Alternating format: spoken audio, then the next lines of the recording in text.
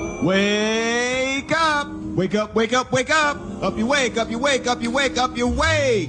This is Mr. Senior Love Daddy, your voice of choice. The world's only 12-hour strong man on the air. And that's the truth. Welcome to Bennington. I don't know where I'm going from here, but I promise I won't bore you. I want you to take your hand out of that bowl of Fritos, throw away your National Enquirer, and pick up the phone. Go ahead, pick it up.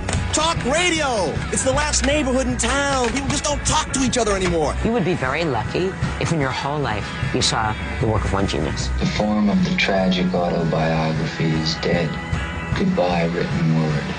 So I have chosen this form, radio, to author my life. Hashtag Bennington. This is Mr. Senior Love Daddy doing the nasty to your ears to the nasty. Eyes only play the platters that matter, the matters they platter. And that's the truth.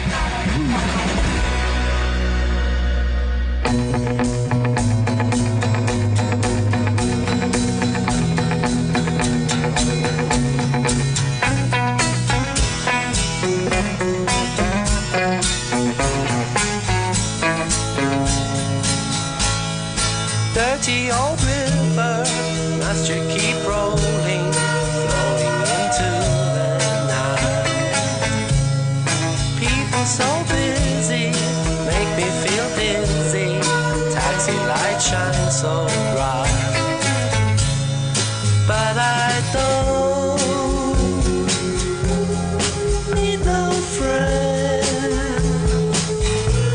as long as I gaze on Waterloo sunset, I am in paradise. Every day I look at the world from my window, but chilly, chilly is the evening time. Waterloo sunset time. Waterloo sunset time. Terry meets Julie, Waterloo Station, every Friday night. But I am so lazy, don't want to wander, I stay at home at night. But I don't feel afraid, as long as I gaze on Waterloo sunset, I am in paradise. Every day I look at the world from my window, but chilly, chilly is the evening time. Waterloo sunset's fine. Waterloo sunset's fine. Millions of people swarming like flies round Waterloo underground. But Terry and Julie cross over the river where they feel safe and sound. And they don't need no friends, as long as they gaze on Waterloo sunset, they are in paradise.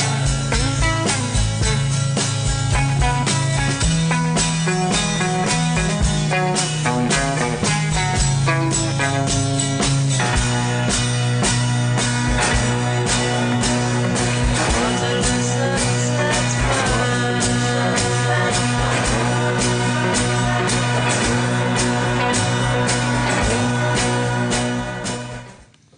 That was a tough ending there. It's Bennington,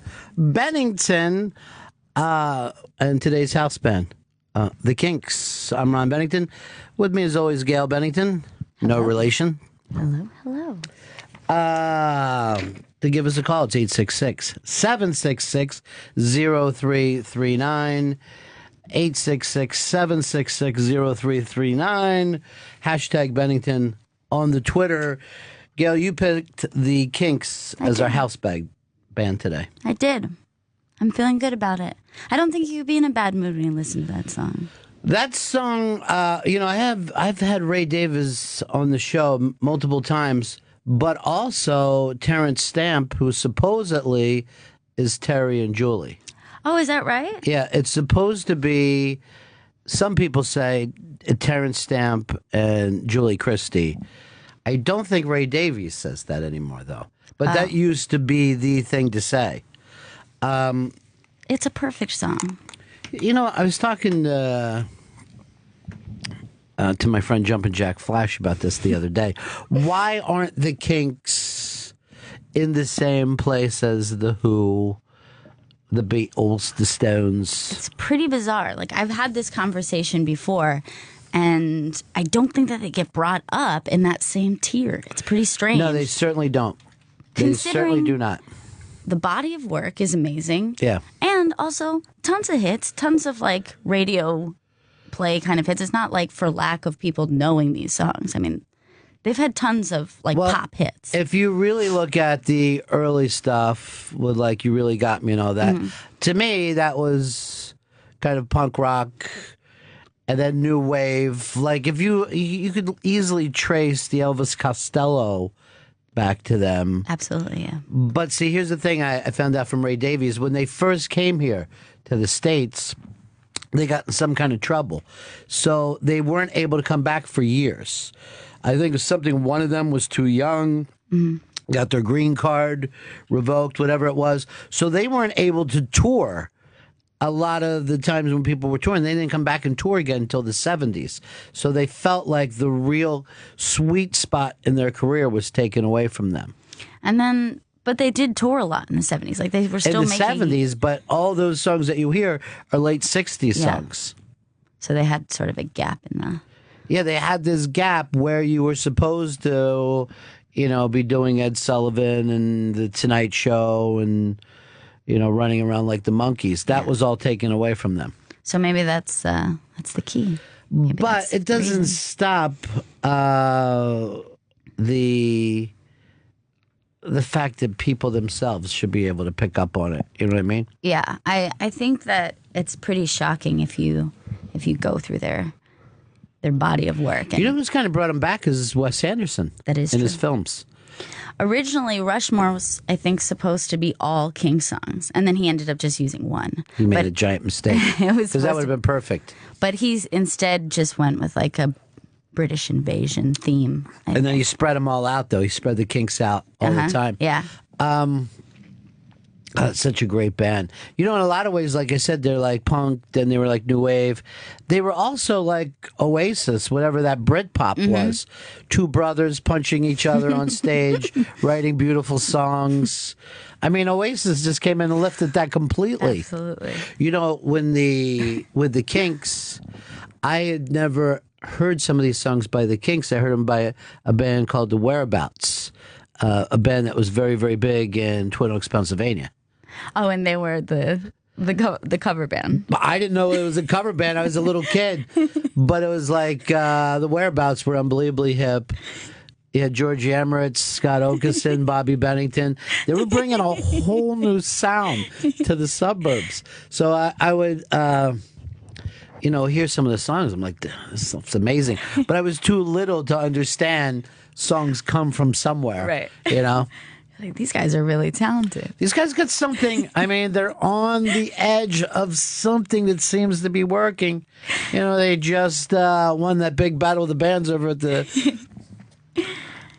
Did they practice at your house? Sometimes. Yeah, sometimes. Derek, you're on the Ron and Fez show. Hey, Mr. Bennington, it's good to hear you on a Friday. Okay, I have a weird trivia question. I want to see if you can guess what this is. Right. Okay? It's the same lead singer who sang lead in two different bands. He sang the same song under two different names. And it became a hit 2 times?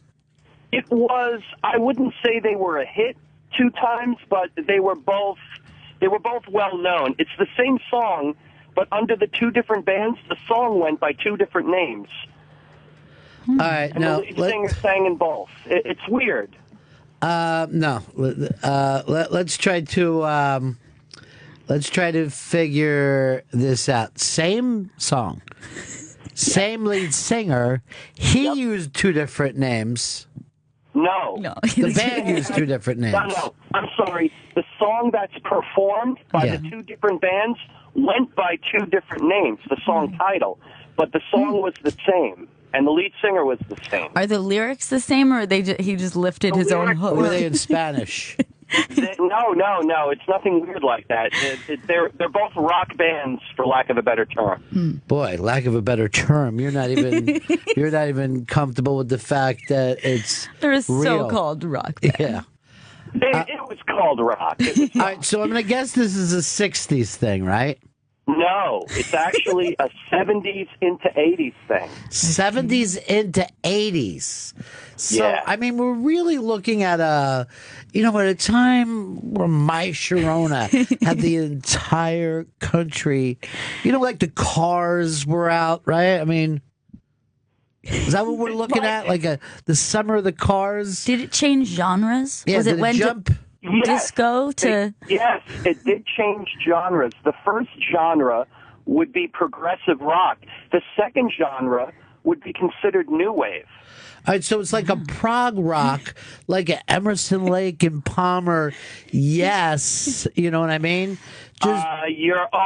You are half right there. You almost got it.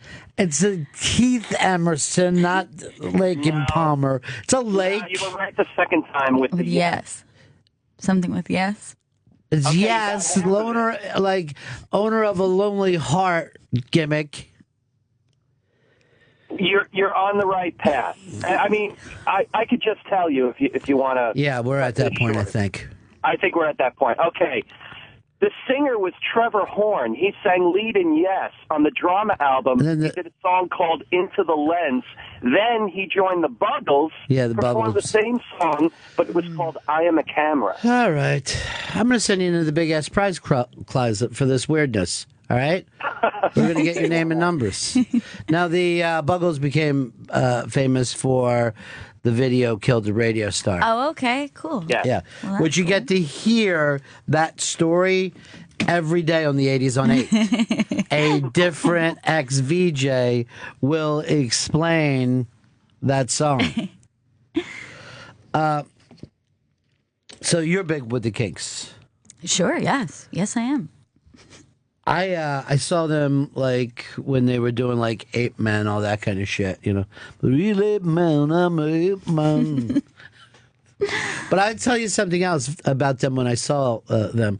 They would play the opening chords to Lola, right? Place would go crazy.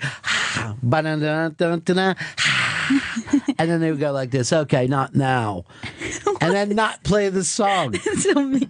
Yeah, I felt like we were attacked for our rock enthusiasm. Like, you're too enthusiastic.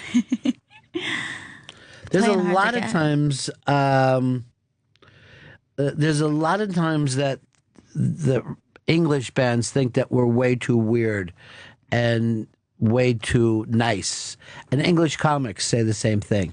Just too welcoming? Yeah, we're too welcoming. We're too enthusiastic. We're believing it's going to be a good night. Yeah. So English comedians, I saw Dame Judy, whatever her name is, the other day, saying that when she does a play here in the United States, that the Americans' audiences lean forward, where the English audiences all lean back and wait for you to bring it to them. And we're all like, we're at a show.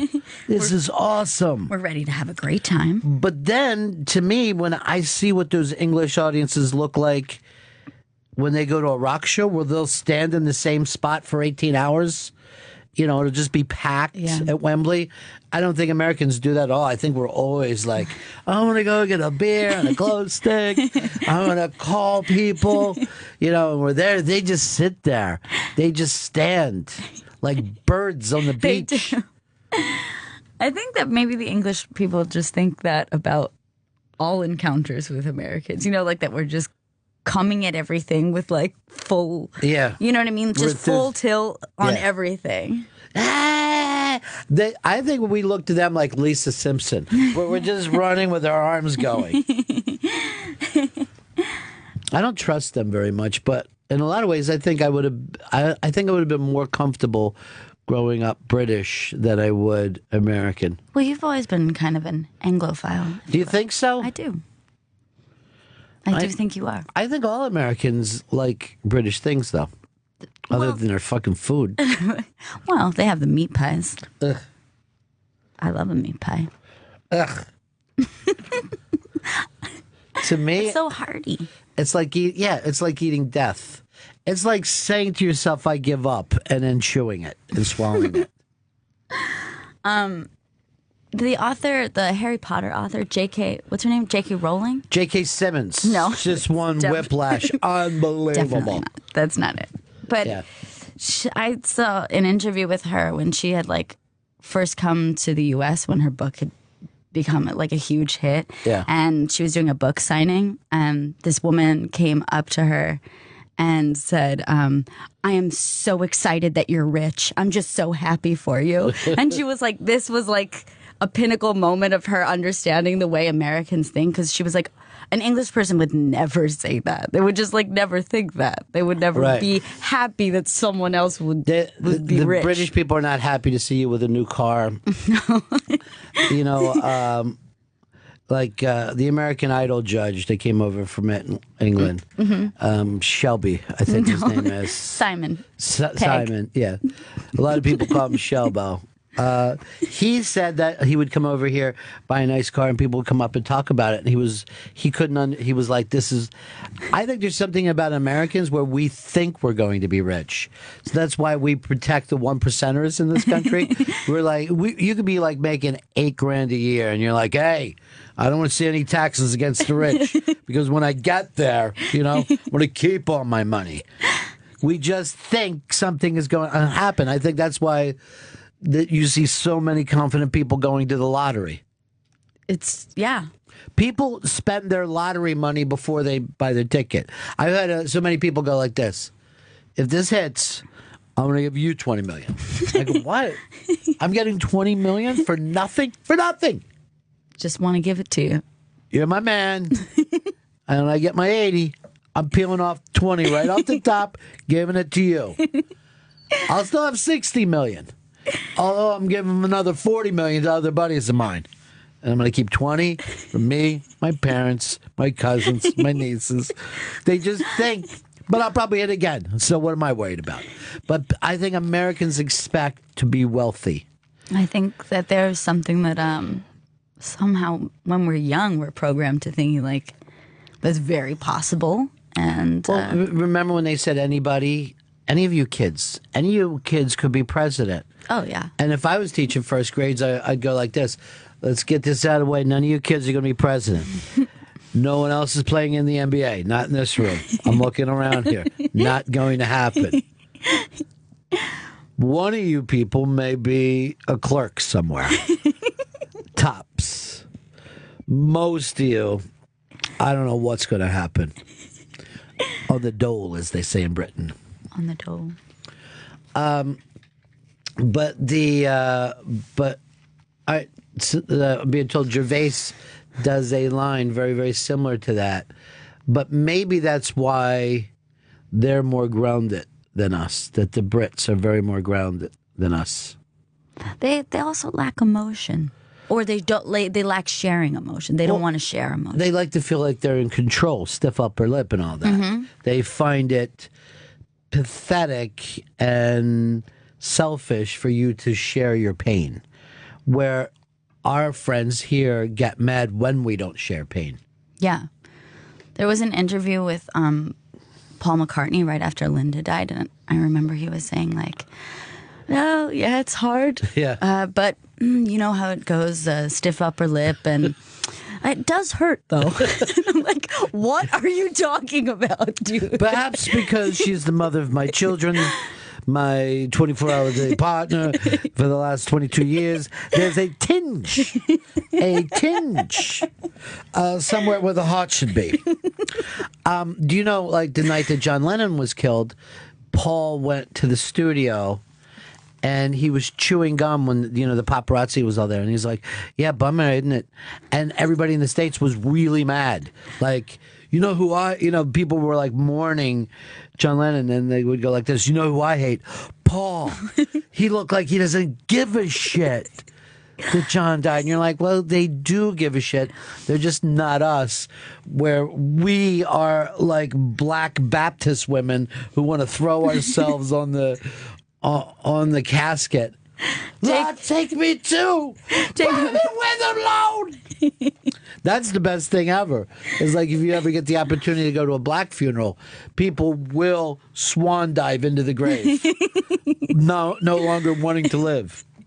I think the Italians like to try to climb in a casket. The Italians will put on a black dress and never change out of it. Yeah. 40 years later, they will not let any color be cast upon them.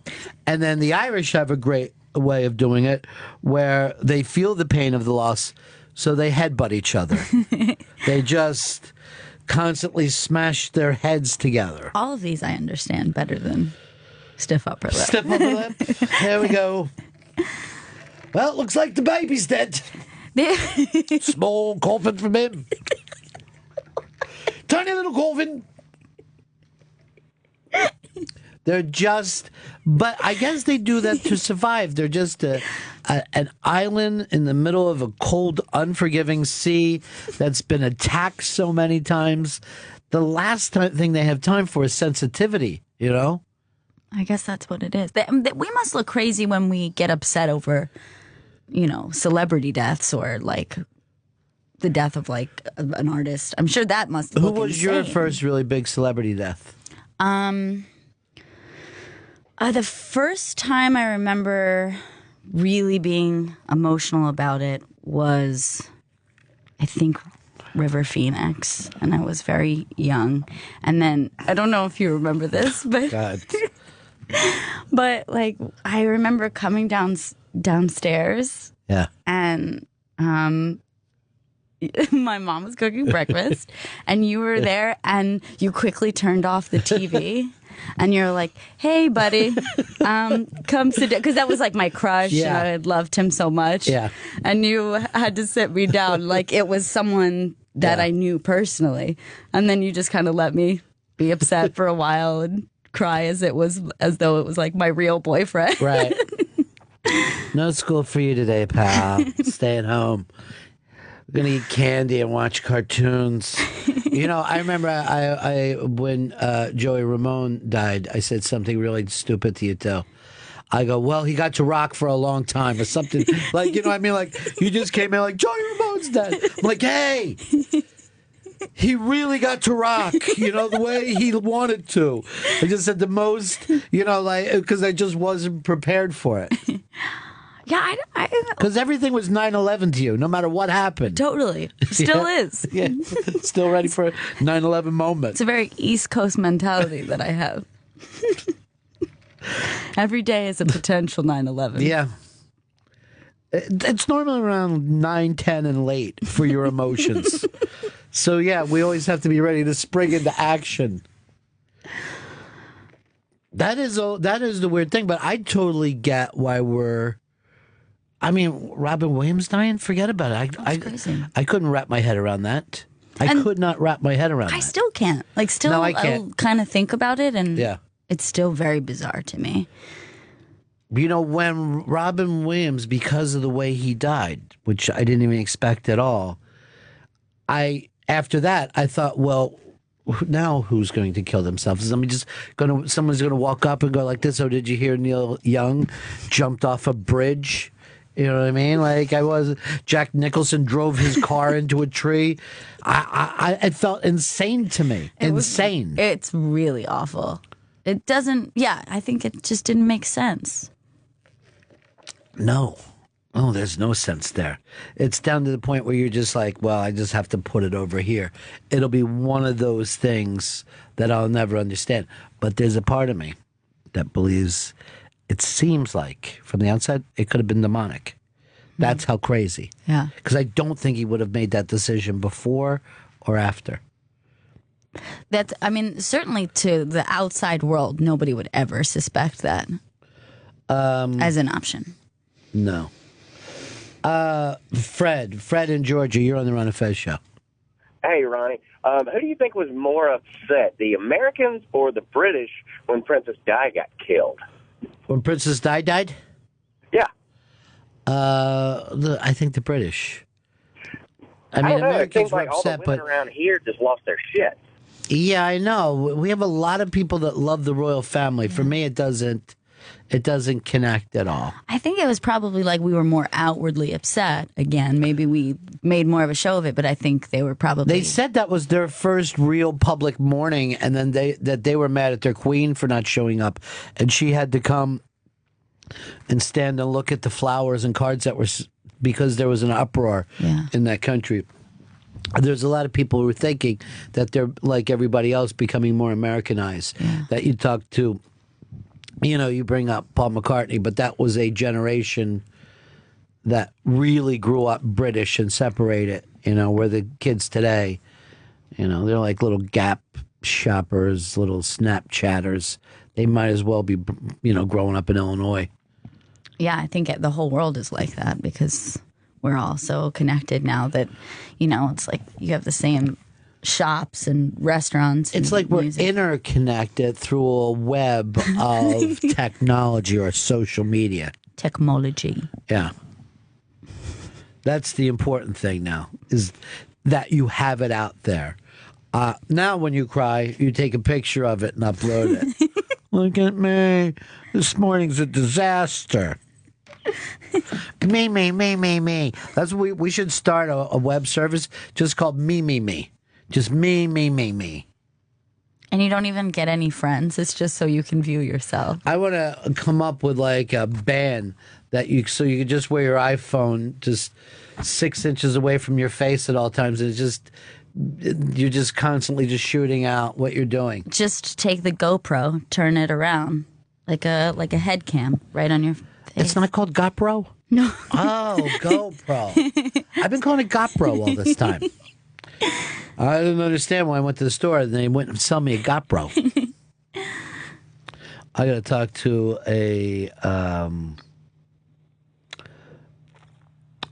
Hard Rock Johnny very quickly. Johnny. Oh, boys and girls. Hi. Johnny. The British thing you were talking about before, the concert thing, is the weirdest thing. I've been there, I don't know, 6 or 8 times and gone to these festivals, and it could be the most beautiful day. It could be pissing down rain for 8 hours, and the same amount of people are going to show up at the concert. They're going to stand there, and they're going to enjoy it. Just put on the wellies, let's go. It's raining. And then sunny, put on some sunscreen, let's go. That's it. And they just hang out. First of all, your impression is amazing. I felt like it was in England. I don't know if you knew it. I was an impressionist. Yeah. That's one of my few accents. But they don't move. They don't, you know what I mean? Like, all you'd have to do is go back and watch that, the We Are the World Day, whatever that concert was called. And you'll see the difference between, you see Philly and people are mucking around and walking around and digging some bands and not others. And you go to Wembley and they're just standing in the same spot, just loving every band that walks out there. Just loving them. Doesn't matter. They love the festival thing, and again, it's different festival than we have here. That we, the U.S. has like 3 festivals. Out there, it's just the festival season starts, and people go and they camp out on these festival sites for days at a time. But here's the thing: when they don't move like that, where do they piss? Do they just piss right there on the lawn? Yeah, Hyde Park. Just pissing on each other. When do they get their snacks? They drink a lot of beer. At the end of a night, walking out after the concert full of 80,000 people, there's just plastic bottles of Tuborg everywhere. That was always the beer that they would have at the festivals. They're very strange people, Johnny. Now, why do you go over for the Hard Rock? Yeah, we were doing for a bunch of years. Did this big concert over in Hyde Park every year. It was like 6 years in a row. Is the original Hard Rock still there? Yeah. Yep. Right on Old Park Lane. Nothing has changed? It's changed a little, but nothing much. No. All right. Talk to you later, Johnny. All right, boys and girl. Thanks for the fill-in. He's used to years saying, all right, boys. Boys. And so now he's making a spectacle of himself by saying boys and girl. I felt so included. Yeah, he lets you know that he's.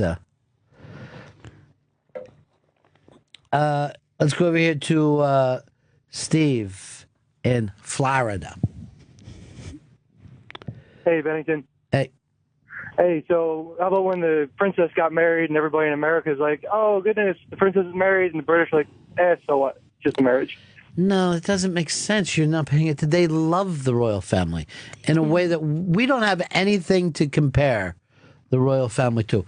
When the queen dies, I think they're probably going to sink that island. I think they will give up and sink it. They've had that woman as their quote-unquote ruler for 60 years. It's just insane. And when people are saying, oh, she has no power, does she?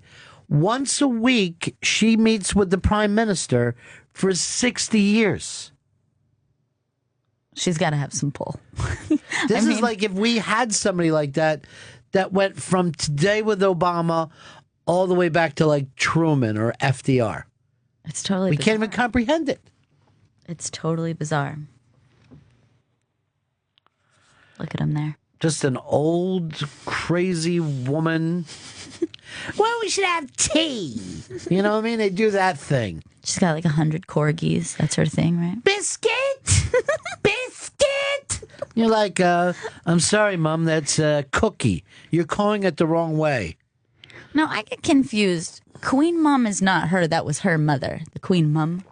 That was her mom. This is, the Queen Mom didn't really rule long. And because when the man dies, it goes to a woman if there's no one. I don't know why she hasn't had to step down for her son. Yeah. But he's never been king, and it looks like never will be. Never will be. Yeah. And it'll go to William. Either William or that redheaded lunatic boy. I think it's William, right? I think that he's the one who... nicer one that's not so much trouble. He doesn't bust up hotel rooms like he's in the Who.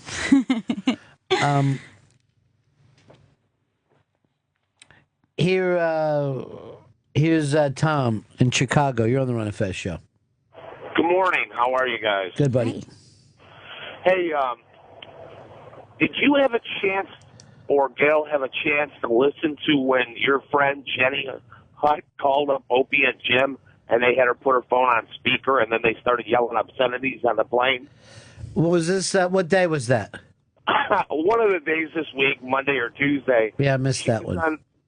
She was on JetBlue, and they said, oh, can we hear the sounds of the plane? And she puts her phone on speaker, and they just start screaming, we got a bomb, and it was priceless. Well, Jenny had just put out a song called Kill All the Cops. So I saw that. Yeah. Kill All the Cops. Can't find it now, though. No, she had to delete it. But that's the thing is like,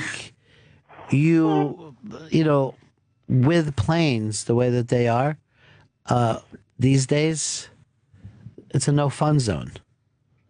It's a no-fly zone. Yeah. It's pretty sketchy. You got to be careful what you say. But could they have taken heat for it? I mean, they weren't on the plane. They weren't responsible. It's possible. They're shock jocks. Shocking people is their game. That's their bread and butter. That's the B&B. You got to bring on a little bit of F-bomb every once in a while. Let everybody know what you're doing. The big crazy thing on the internet right now is the dress. It's all about that dress, Now, the dress is seen by some people as a gold and white dress, some people as a black and blue dress. Some people can't even see the dress. They just see nudity. Now, you just lined up 3 dresses there instead of 1. That seems like it destroyed the purpose of it. Did you see 3 different colors on that dress that he had up? Yeah, I did. Yeah, but so that wasn't the point. So there's the original dress. It's up on the iBang right now. Go to the Interrobang so we can all focus on the same dress. But he kind of ruined it for me, I think, by putting up 3 dresses.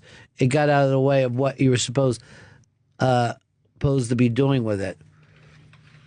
He's good. It takes him a while to just put iBang into a computer and go over to it. All right, so the dress is there it is. Is there. All right, there is. Now, some people see this as a gold and white dress. Some people see it as a black and blue dress. Gail, which do you see? I find it so weird that no one, like that, we're not all agreeing on one already. Yeah. But to me, there's no way that that's not blue. Now, where do you see the blue? Where the gold is? No, I see the blue where the blue is. It's predominantly blue. And you see blue in what? Do you see black? I guess from that picture, I'll go with black, but to me, it's not a perfect black. It's not like a jet black. It's kind of like dull black, or like kind of like it almost like has gold in that. But there's no way the other color is white. I don't see white at all. A-Train, what do you see? It's white and gold. I see white and gold also. Wait. And E-Rock, what do you see when you look at it? I see it's black and blue. You see black and blue. Yeah. Now, from what I understand, 75% of the people see it as gold and white. 25% of the people see it as black and blue.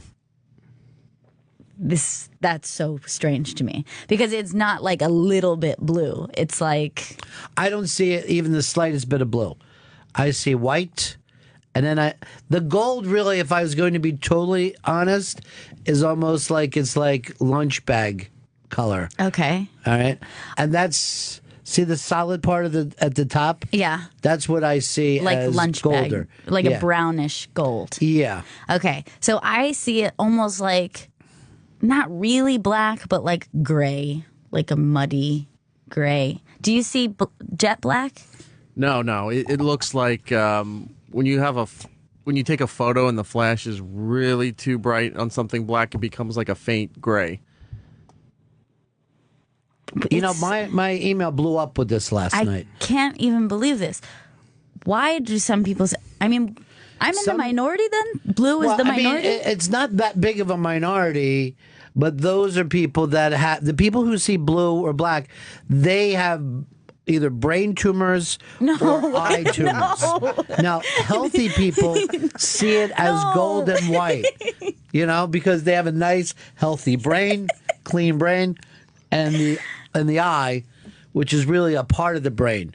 But my thing blew up with this last night, and people were viciously upset going, tell me you don't see gold and white. I'm like, yeah, I do. And then the next person would say the black and blue thing. I mean, to me, that's very blue. It's like... I don't see any blue. It's like this color right here in the middle. Yeah, white. No, this. White. The middle, no. Wait, okay, so what's the explanation here? Like, I don't know the explanation, nor do I. I mean, obviously, people see things on some different kind of angle of it. Some people are saying it has to deal with sexuality, but I can't believe that at all. It's up on the interrobang.com. The ibang.com is what you're looking at. You'll see this dress. Some people see it as gold and white. Some people see it as black and blue. The majority, 3 out of 4, see it. But that's not that big of a majority for people who see things differently. You know what I mean? I guess you're right. Yeah. I mean, if it was 2% of the people who see it, then we could go, oh, those freaks. But when 24 or 25% of the people see things wrong, it makes you wonder. Here's Mark. Mark, go ahead, buddy. Hey, guys. On Vice.com this morning, there's a story on this. And there's a secondary picture if you scroll down, and it's absolutely blue and black. Yeah, but I don't want to deal with that. I want to deal with the original picture. Right. And figure out who sees what as what. Right, because clearly if you have the dress in front of you, we're going to get a better idea. But the strange thing is, within this image, why do you see it? Like, obviously, I'm not even that interested in why it happens, just that it does happen. You know what I mean? Well, it's got to be something. I wonder if it's like the shape of your, like, what is it? The shape cornea, of the eye. Are you saying that retina? Asian people see it a different way? No. That dress. No. Black and blue. Not what Black and blue. I'm not saying that. It's coming across that way, though. Dave, Michigan. Hey, Ronnie. Hey, buddy. So it has to do with mental state, the way you see the dress. If Mental states. Yeah, like a mental, a mindset where if you see white and gold, you're in a good place, you're in a positive vibe. Right. And if you see black and blue, then there's something upcoming or something you're nervous about. Yeah. Or a big event. That's all I got, Ronnie. I noticed the people that see it as black and blue seem like they're dicey, edgy people, I'm not dicey or edgy. I wouldn't give you anything sharp. Because I would jab out at people. Just start jabbing. Jason, you're on the Ron and Fez show. Hey, Ron. I think this would be a perfect dress for any woman to wear to commit her first bank robbery, because then the police couldn't identify it. Nobody could identify it. Or a man. And he's just yelling out, we're the black and blue robbers. Or are we the gold and white robbers? There's Jake. Jake, you're on the Ron and Fez show. Hey, how's it going? Oh, it's so fine, when Jake. I first got shown the picture of this dress, I seen it as black and blue. My fiance was freaking out because she seen it as the white and gold. And then about 15 minutes later, I looked at it again, and I actually seen it as white and gold. And I've seen it change in my observation twice. Really? So you're in and out of insanity. Yeah. Yes, exactly.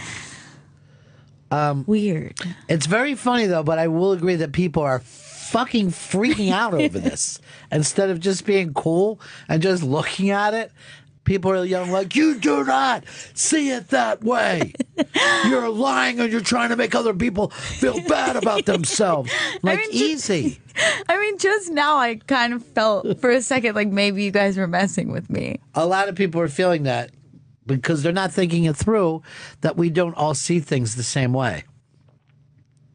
It's really weird. It's not. I guess it would be a little more like, oh, okay, I get it, like slightly different. But blue and white are pretty. Like, is it a stark white to you? Is it a soft like white? I mean, I don't sit around and measure my whites. It's just white. You know what I mean? Like, at no time I've never gone like that. Oh, what a nice stark white shirt. You were wearing the soft white yesterday. I just see gold. And then if I'm going to be honest about it, and that's not exactly a gold color. Right. And then the white, I guess there's a bluish hue to that, if you will. Is that the right word? Hue. There's a hue to that with the who.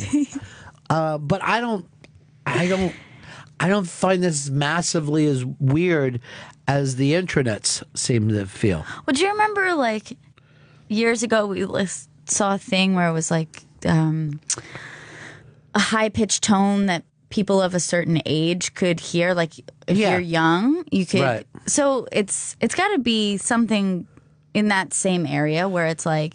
Yes, as you start to die, you see things as white and gold, the colors of heaven. Let's go over here to JR. How you doing, JR? Man, when my wife told me that she was seeing white and gold in that dress, like I honestly had the same feeling that I did when I took too many mushrooms. Like I could get the same feeling in my stomach, like adrenaline was racing. Like I couldn't believe it. I just couldn't believe it.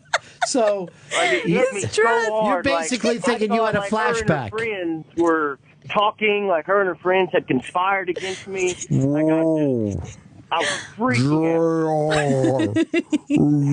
I was looking at my hand for tracers, But yeah, people are reacting that way instead of. I mean, maybe I grew up with too many of those things where it could be a lamp or two people facing each other. I get that we don't all see the same things.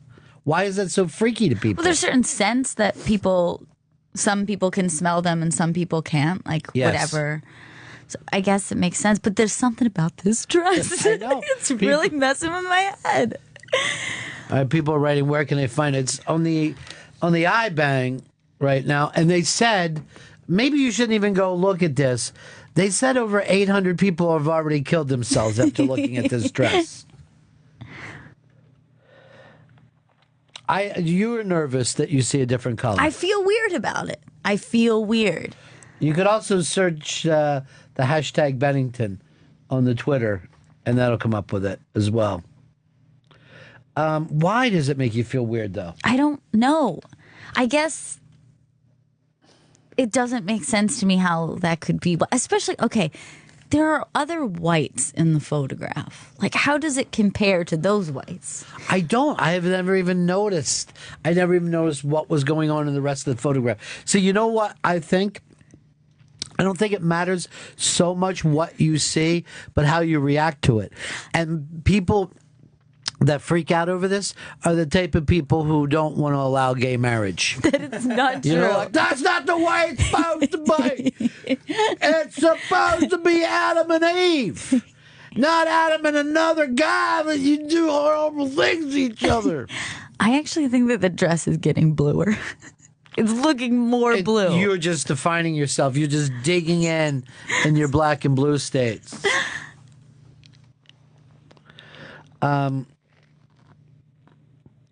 Here is Brian. Brian, you're on the Ron and Fez show.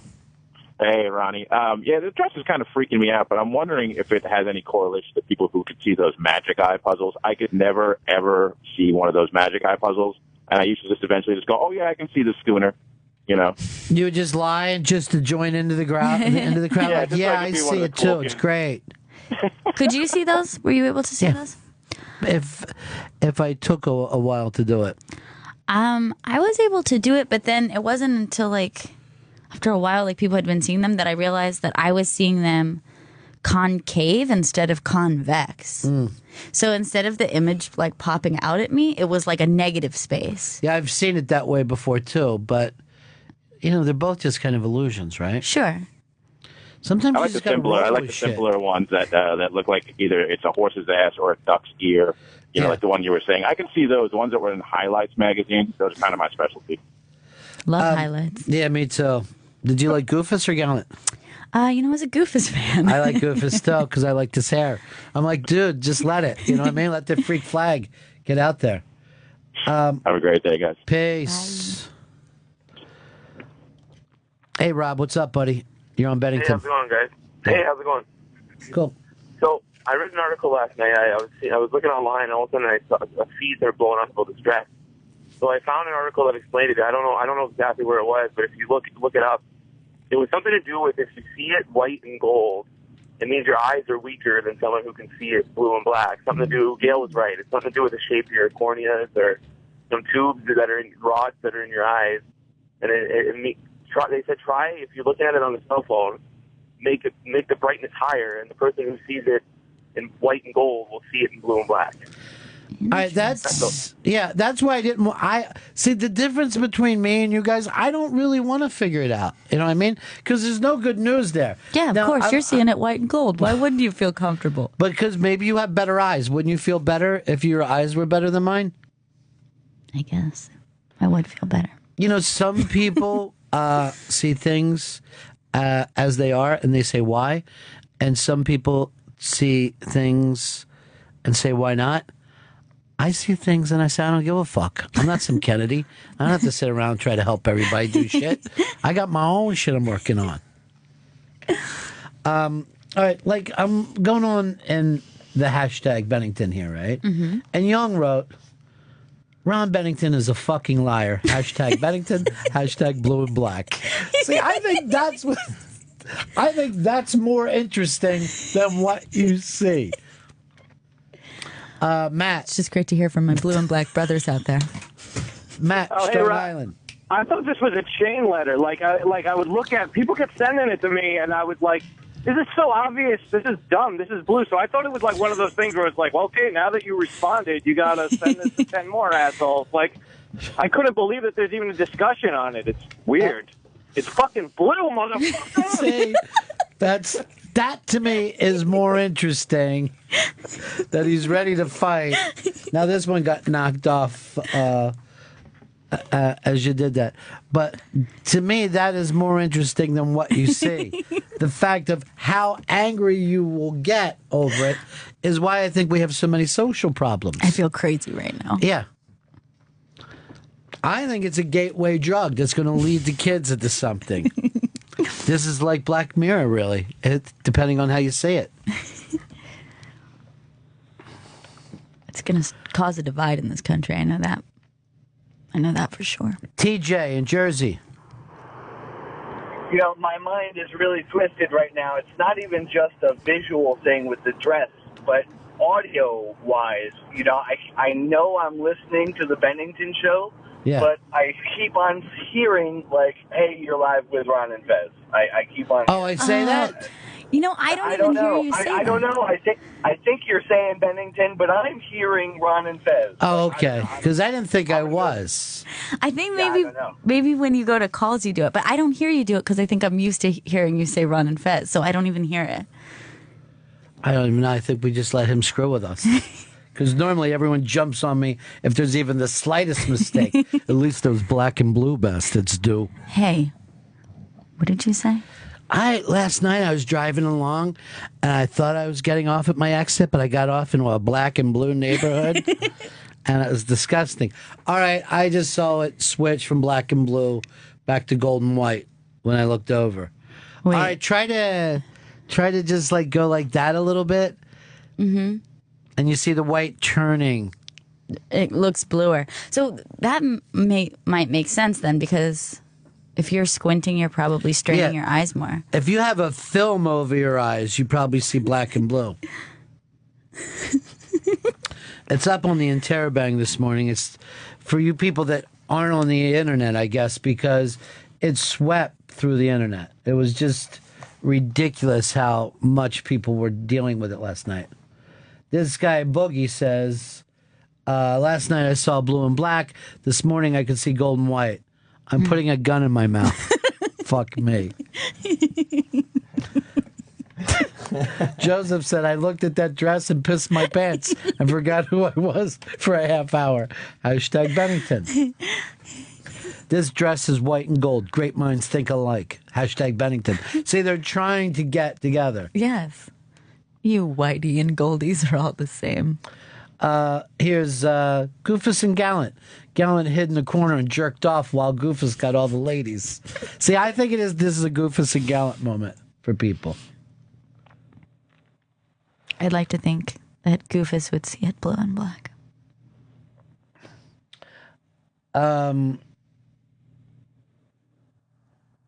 It's insane.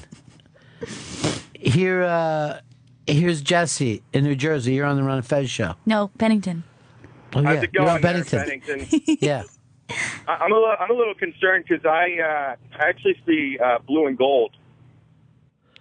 Yeah, I kind of see that too. Like, it's not perfectly black. It's like a kind of muddy, goldy. There's browny. no black there at all. Just it's not stark jet black.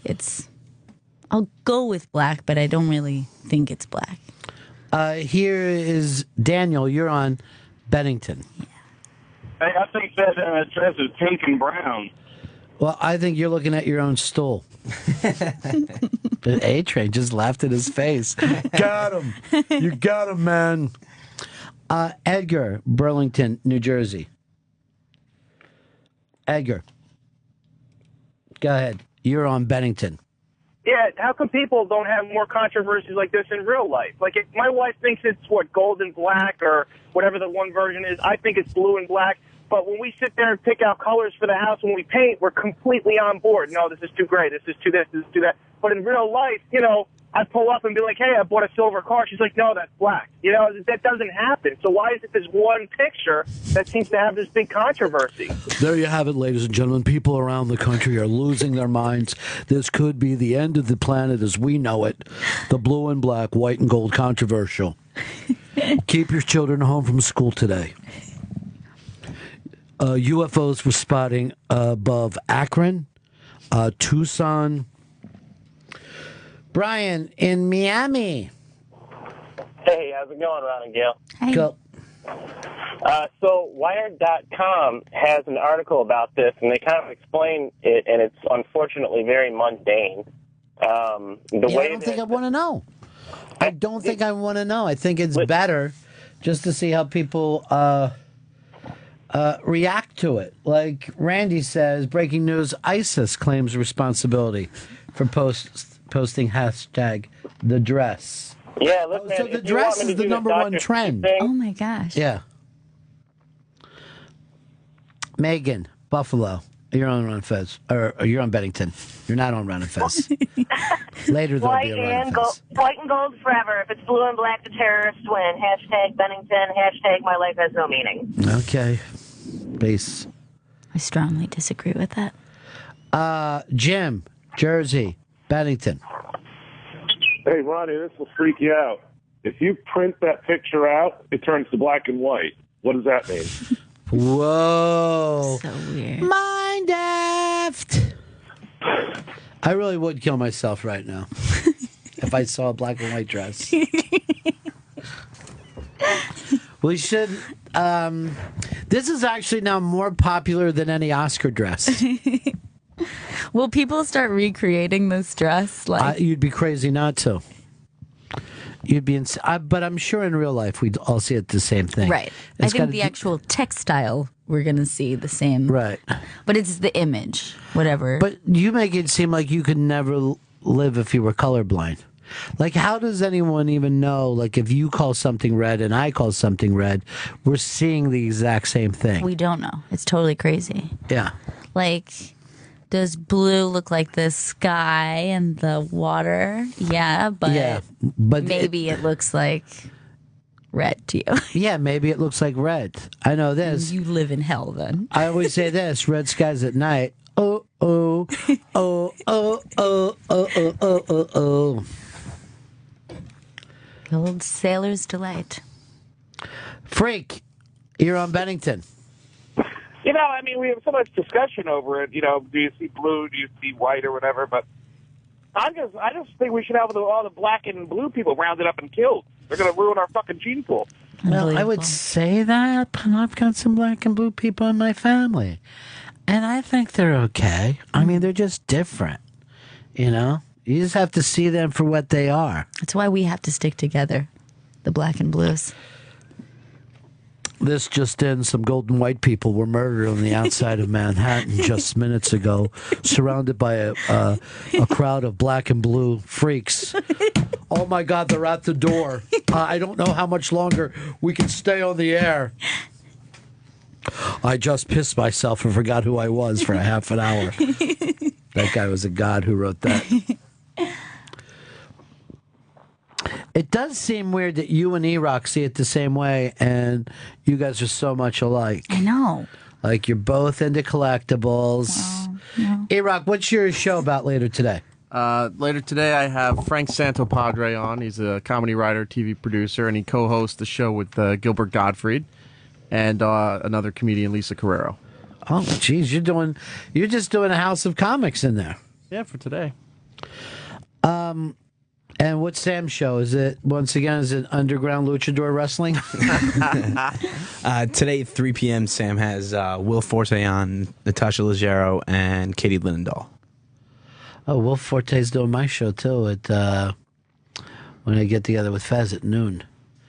I saw his little get-together, Last Man on Earth. And it is going to be a major television show. Nice. Fox has picked it up. Nice. Love that Will Forte. Is it Will Forte or Will Ferrell? How do you actually pronounce it? I think it's pronounced black and blue. Here is Rick. You're on the Ron and Fez show. Hey, Ronnie, it's a pleasure to talk to you. Good. Listen, I got a couple of black and blue friends, and, I don't think we should hurt them. Well, they're not all, you know what? They're not all bad people. I mean, when you talk to them one at a time, but when they get together, you know what I mean? I did notice that the whole attitude of the room does change when It does change. It's a good point. You're right. You're right. And they are kind of lazy. All right. See, that's Wow. yeah. I should have did that. Yeah. It's an uphill battle for us. I mean, it's like they expect a living from us, the white and golds. You know how like the black and blue people are like yo yo yo, and then like white gold people are like like is that. Like us. You know, we do that the way we walk. You know Yeah. what I mean, like we don't know how to walk cool. Mm-hmm. And I also think you guys smell like wet dog. We do, but your music is better. True. Yeah, we seem to organize ourselves and save money.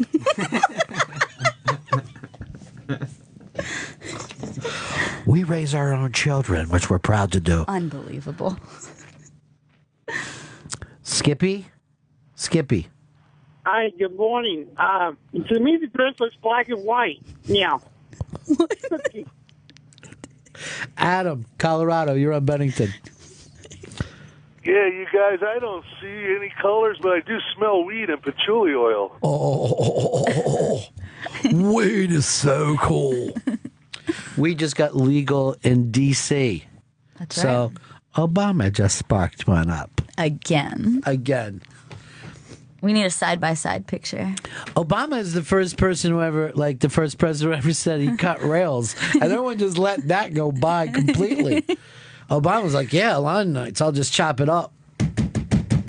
We're definitely past that point where we're going to pretend like that's a big deal, I think. If we want to have a president, we can't act like it's a big deal. Yeah, that's absolutely true. It's just bizarre. And I really don't want to hear from people who only did something once. Because that just meant they couldn't handle it. I want to know I got a guy who can ride through the fire. You know what I mean?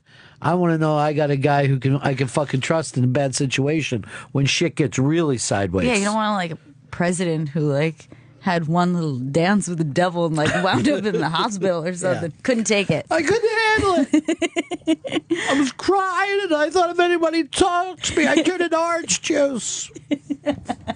Remember that thing? She thought she was an orange, so she didn't want anybody to touch her, or she'd turn into orange juice. Okay, now put your books down. We're going to have a pop quiz. What citrus did the acid-taking girl think she was going to be? A, grapefruit, B, lime, C, orange. I know this. I'm going to give you all a hint. It's orange. Because I don't want to retake this test either. You know, I got a lot of plans this summer. My friend and I are going to Italy for 3 months. Like those teachers would always like tell you the story, but it was always like, I went there with my friend. Mm-hmm. Both of us had summers off because we were teachers. Let's go over here to Neil, San Antonio. Hey, Ron, I originally saw white and gold. I went to the Vice article, saw a second picture, and now I see black and blue. Go to the Vice, click through to the Vice. That's the one that A-Train tried to put us up for first, and it destroyed the entire fun of it all.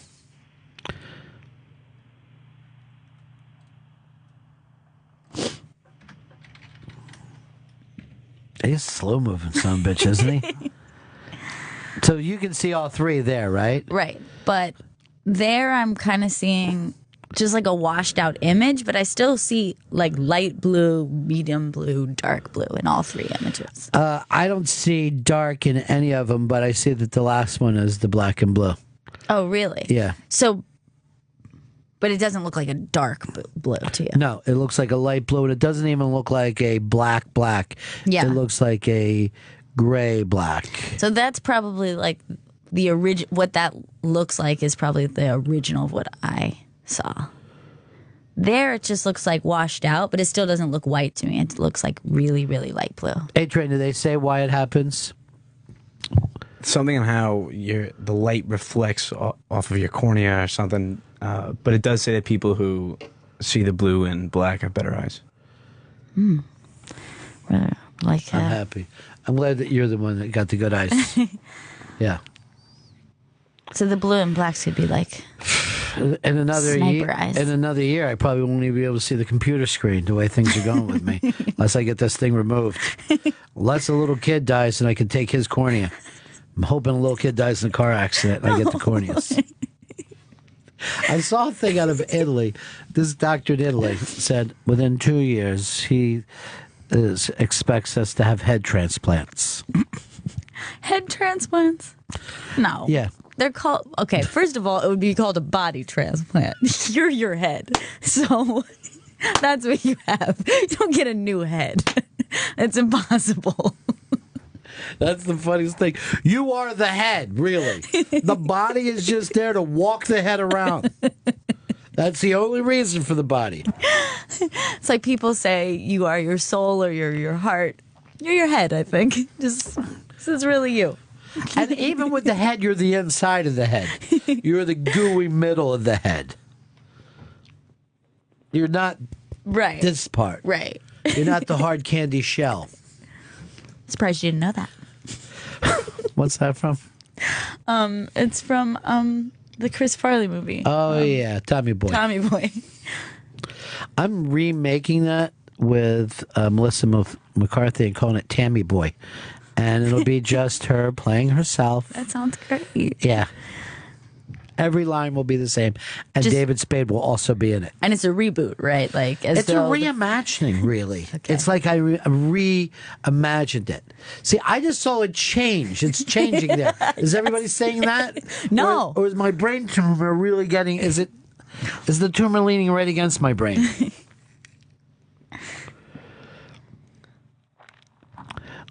Hey, Red, what's up, buddy? Hey, don't worry, Barack. I'll tell Maxie you're good in the pocket. That's nice. You know, let me just tell you this. Now that I think Alaska is going, you can smoke weed there, but you can't buy it or sell it. In D.C., you can smoke weed, you can't buy it or sell it. Right. Colorado, wide open. Selling, buying, forcing it to people who don't want it. Cops are pulling over people and just blowing a shotgun in their face. But is anyone waiting? Is there any American who is waiting till it's legal and then trying it the first time? I can't imagine these people exist. I can't imagine anybody who wants to smoke. I mean, they must, right? I mean, somebody must feel that way. But it's hard to imagine an adult being like, no, not until it's legal. I really want to smoke weed, but I'm going to hold out. But what about grandmas who didn't know, and now they got glaucoma or whatever, so they're sparking up a dip? Sure, maybe like the elderly, but that's only because I think it's more accessible then. Like, I just don't think like they're going to go out and try to find a dealer. It's going to be a... But see, that sounds weird to you, right? But a lot of people didn't gamble until casinos came around. You know, when casinos came around, a lot of people went like this. Hey, I never knew it, but I have a gambling problem. I just found out this weekend. I'm 40 and I lost my house and my business. Because I knew two people in my town that lost their business after Atlantic City brought gambling in. A lady who had a great sandwich place for years went down there and was just like, this is great. And all of a sudden she's like, I've got to sell. I'm like, what are you talking about? And in Was a it bar. hoagies? Yeah, she sold hoagies and buffin. But yeah, so people could find out. But it's kind of hard to imagine, like, someone, let's say you're at a party and everyone's smoking weed, and now someone has, like, oh, here you go. Oh, actually, that's illegal, but I would love to try that one. But do you realize that a lot of people never went to parties where people were smoking weed? Like they didn't hang out with people? Yeah, I guess like that's more understandable. Is like that they don't want to like find an illegal drug. But if handed to them, They're going Like, to try it. Yeah, like I don't think maybe what they're afraid of is like a drug deal. Like they don't want like it to go down there. But I don't think That's the actual real fun part of it. That's the missable part.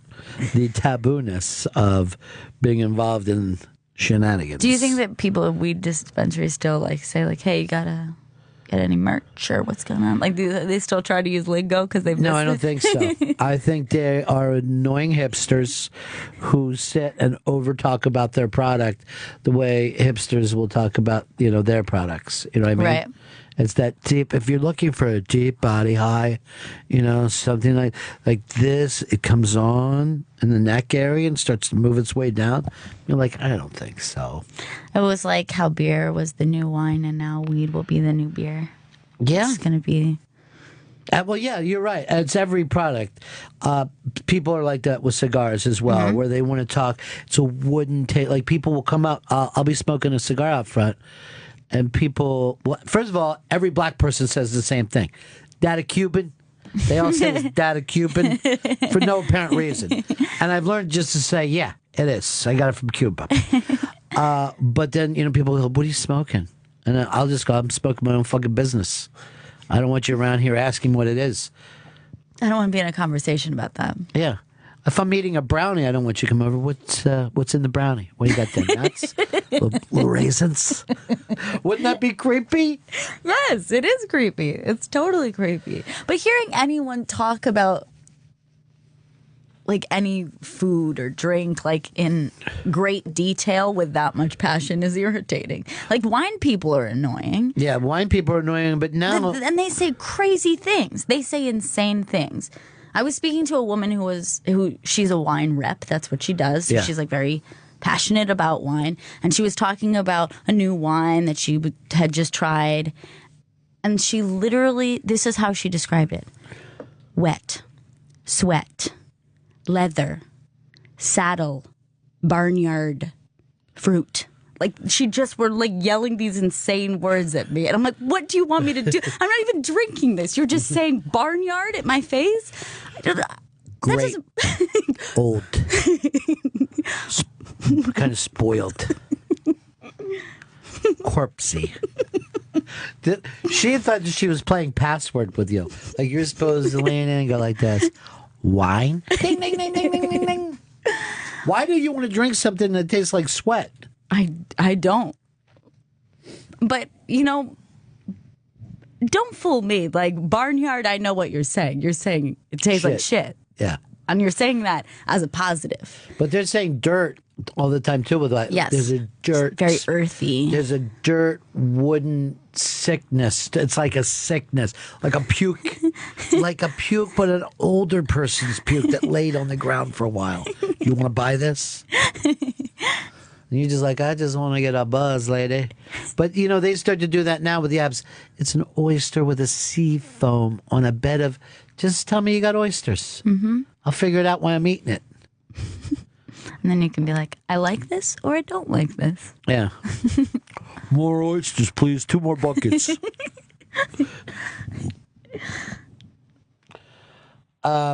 They do this because I think a lot of people want to be told something because it makes them feel comfortable. You know what I mean? Like if they're told, well, this person who's obviously an expert feels good about it, then I'll buy it without thinking about it. Yeah, of course. And also, when all of those descriptive words about wine, they're all relative. Like, it's all taste. So it's like, oh, you're getting, like, fruit? I'm getting shoe leather notes. You know what I mean? It's really like the black and blue, white and I'm gold. always like this. Is that a baby's tooth? I just found a baby's tooth in this wine. I was sucking it, and I'm picking up like, may have had a cavity. Like the baby's sweet tooth. Or is that a raccoon's tooth? I don't know what this is. What is going on with wine? That's actually not wine. Yeah. I've been at meetings before where people said they knew that they had a real problem because they were at those wine tasting events and they were going like this. Hurry up! Let's just do the next one. Let's just drink it and stop talking about it. Like they could tell that the wine walking around and was driving them nuts. Not seeing the point of spitting the wine out. No. Suck it down, swallow, get more of it. Like a big glass, like a whole big glass filled of it, please. But see, that's why when I look at people and like they think and talk about wine all day, and then they go, but I never drink enough to get drunk. I'm always like, well, then what is wrong with you? You know what I mean? Like, what kind of ridiculous person are you that you're obsessed with wine and you don't get drunk from it? I know. That's a lot of empty calories. You're no an good idiot reason. now. I understand a wino. That makes perfect sense to me. A wino who would stab someone in the neck just to drink this. That's who really likes wine. Someone who would take a brick, throw it through a window, and grab the wine and pull it out. That is a connoisseur. You're like a weird person. Now, this is the thing. I can understand most addictions until you get to gambling. And then I'm like, I don't get that one at all. I think I would have agreed with you until I went to Saratoga. Went on down to Saratoga. You like the ponies? My horse naturally won. Did it? Yeah. Yeah. Hit the trifecta. It was crazy. The thrill of that kind of win. It was nuts. I was freaking out. Actually, the first race... Okay, this is how it happened. Because I was, I don't know anything about horse racing. I'm just like going for fun. And I said, the first horse that I see, that's the horse that I'm going to bet on. Right. And I saw like coming out of the paddock or something. Yeah, the paddock. And saw a horse, placed a bet on it. The horse came in first. I was flipping out. I mean, like I wasn't like betting a lot. It was just a little. But then I got very confident.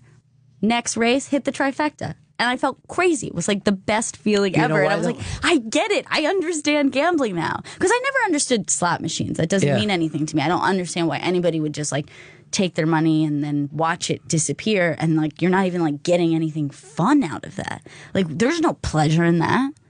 There's nothing fun about it. A race is fun. But see, here's the thing. You were already magic thinking. Like you saw a horse first. Yeah. You bet him. Everything aligned. Boom. That meant that your next race was. So suddenly you're not living in reality. Oh, no. You're living in a crazy other world where you're like, holy shit. Did you see in the next race? There's a Kokomo Joe running. I have a friend named Joe who drinks cocoa. That's gotta be it. That's what the universe is trying to tell me. That's how crazy we get. But when you're losing at a horse race, you're still like, there's still a sort of like the adrenaline. The adrenaline. There's a pomp and circumstance to the whole thing. There's real gamblers. Yeah, you're right. Every addiction has a ritual to it. Yeah. The ritual always plays a big part. So that's why they bring them out and the colors and the horses and everyone's watching as they're going through. And you're like, all is right with the world. But real gamblers will say it's that moment right before they find out whether they win or lose. It's not winning or losing. It's not like I'm winning, so now I'm going to pay off my kid's college education, because you don't do that. You go back to the track and you get more juice. That feeling of I've risked everything or I'm going to get everything. Right. I could be caught in a bad place is what they want. Yeah, That's what's wrong with you, blue and black sayers. I think that I can understand it better, but it didn't make me want to like go to races like every day and like throw. But I at least could understand. You don't live next to a track either. I mean, for you to go to Saratoga, it's a big deal. It might be a problem. Do you think you would try watching it online and saying, because you can bet online and watch the races online, see if that's as much fun for you? I doubt it. I mean, I could probably have a little fun, but I don't think it would be as fun as being there. This is the thing. Our phones are now casinos, and people are sitting and betting. That's pretty scary, actually. Yeah. How's that legal? It's kind of weird when you think about it. Because it's international. Right. You're betting with people who aren't Americans. Yeah. When you're betting football, that stuff is in some other country. It's a shame they don't have OTBs anymore in the city, so you can't Because even. your phone is an OTB. I know, but I think Oh, an OTB was never a fun place. It was a disgusting place. right. That's true. Yeah, I it was guess like they the were- worst kind of place. But your phone is, it's a casino. It's a pornography store. It's everything that we used to try to keep out of the cities is now right in our phone. Like we have to clean up our neighborhoods, but people now carry that around in their pocket. Yeah. Everything that we were worried about before. And children have access to it too. Children which are is- sitting there just gambling. Like, come on, sweet baby. Come on, Chismus. That was my Children voice. saying, "Can I put this on your contact list?" That's what's crazy about it. All right, John wants to help you with your horse betting. Go ahead, John. I just want to help nip this in the bud before it becomes a problem. Gail romanticizes it and everything, but I'd really like to introduce you to Chris Stanley. Yeah, and he see never where wins it's gonna go. anything. Oh, he likes to go up to Saratoga. He goes to Saratoga. He bets and loses on sports every weekend. I mean, he's basically James Caan in The Gambler. I haven't heard. Do we break today, or we just keep going as long as we want? I've never gotten any updates, but it seems like we've been in here hour 20. Does it matter, E-Rock? It doesn't matter, but you can break if you want. If it doesn't matter, it doesn't matter. That's what I say. Want to go the distance? We can. Oh, man. And are you telling me he's not going to care if we go to the distance? No. Because you'll get out probably about 9:30, and then we wait half an hour until accelerating. I know that you think that that's okay, but I've seen Don lose it over that shit. We give them 30 minutes worth of spots, and then we drop Accelerated on their asses, which everybody loves. I know you made the Accelerated, I think, last week or the week before, Gail. Is that right? Yeah, and that's when they accelerate through all the shows that are here on OP Radio. Exactly. It's just, oh, I like that show, I like that show, I like that show. There's Sam. I like that show, I like that show, I like that show. Sam again. I think it was a clip where you guys were talking about, can you really write music and do art if you're rich? Yeah, we always... I was actually talking to somebody else about that this week. Oh, Kim Gordon. And Yeah. I know what she said. She'll never be played again because she would not sign the whatever you're supposed to sign. So, like the release form? Yeah, Leeds said to us, never replay Kim Gordon. And I go, there would never be a problem with that anyway. Felt like I was a dentist in the Old West. Yeah. She's a tough nut to crack. She wrote the book. You know what I mean? Like, she wasn't, I didn't send people out to capture her and bring her in here. It's your book. Read it to me. Yeah, but see, if we don't break, then we never get to play any Kinks songs. What do you want to play next? I mean, should we? Spoiler alert? Yeah, all right. We won't spoil alert. We'll be right back. It's Bennington. Bennington will be right back. Tweet hashtag Bennington in the meantime. Only on Opie Radio, XM 103, Sirius 206. You're listening to Bennington on Opie Radio, XM 103, Sirius 206.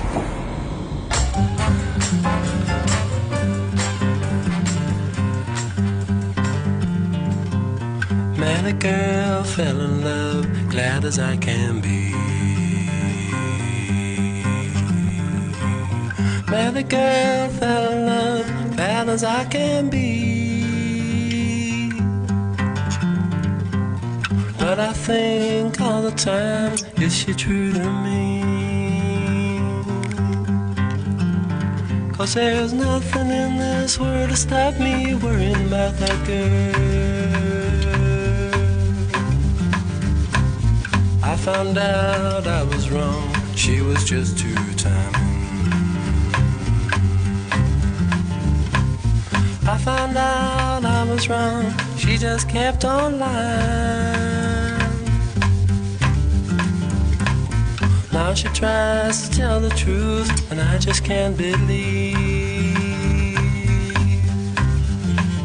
'Cause there's nothing in this world to stop me worrying about that girl. Tell me, who can I turn to? Just who can I believe? I try to put her out of my mind, she'll only cause me grief.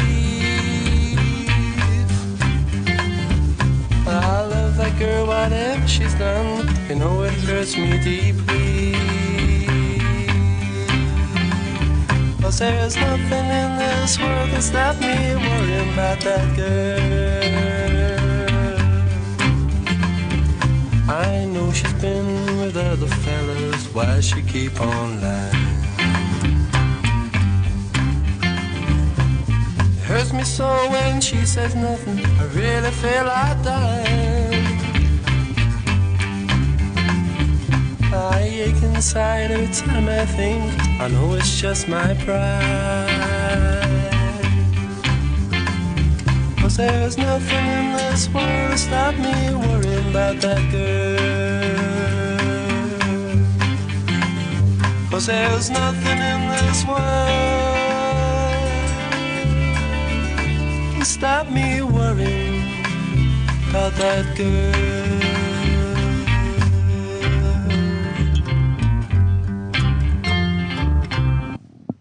Kinks, the house band for Bennington this morning. Gail's pick, the Kinks. The Kinks. Great band. So good. Certainly underappreciated. When did you have Ray Davies in? I've had Ray Davies in 3 or 4 times over. He's normally got some album or book. He's always fascinating and smart. And if you'd like, the next time he comes in, I'll have him. I'll have you here for it. I would like We'll that. do that as a Bennington, and we'll just sit and pepper him with questions. Now tell me if this is crazy. I have always thought this. It's a weird connection. I think that Ray Davies looks like Anna Paquin. Ray Davies, Anna Paquin. I've never seen it. I'm going to tell you the truth. I think they weirdly look alike. Yeah. I don't know. I mean, I understand they both have like the interesting like gap, which is like kind of a cute thing on both of them. But I think facially, they actually really do look alike. All right, so now we have your opening question for when Ray Davies comes in. Look at the third one. Yeah. Look at that. That looks like Anna Paquin. All right, let me see a picture of Anna Paquin. Act 3, in which it plays out.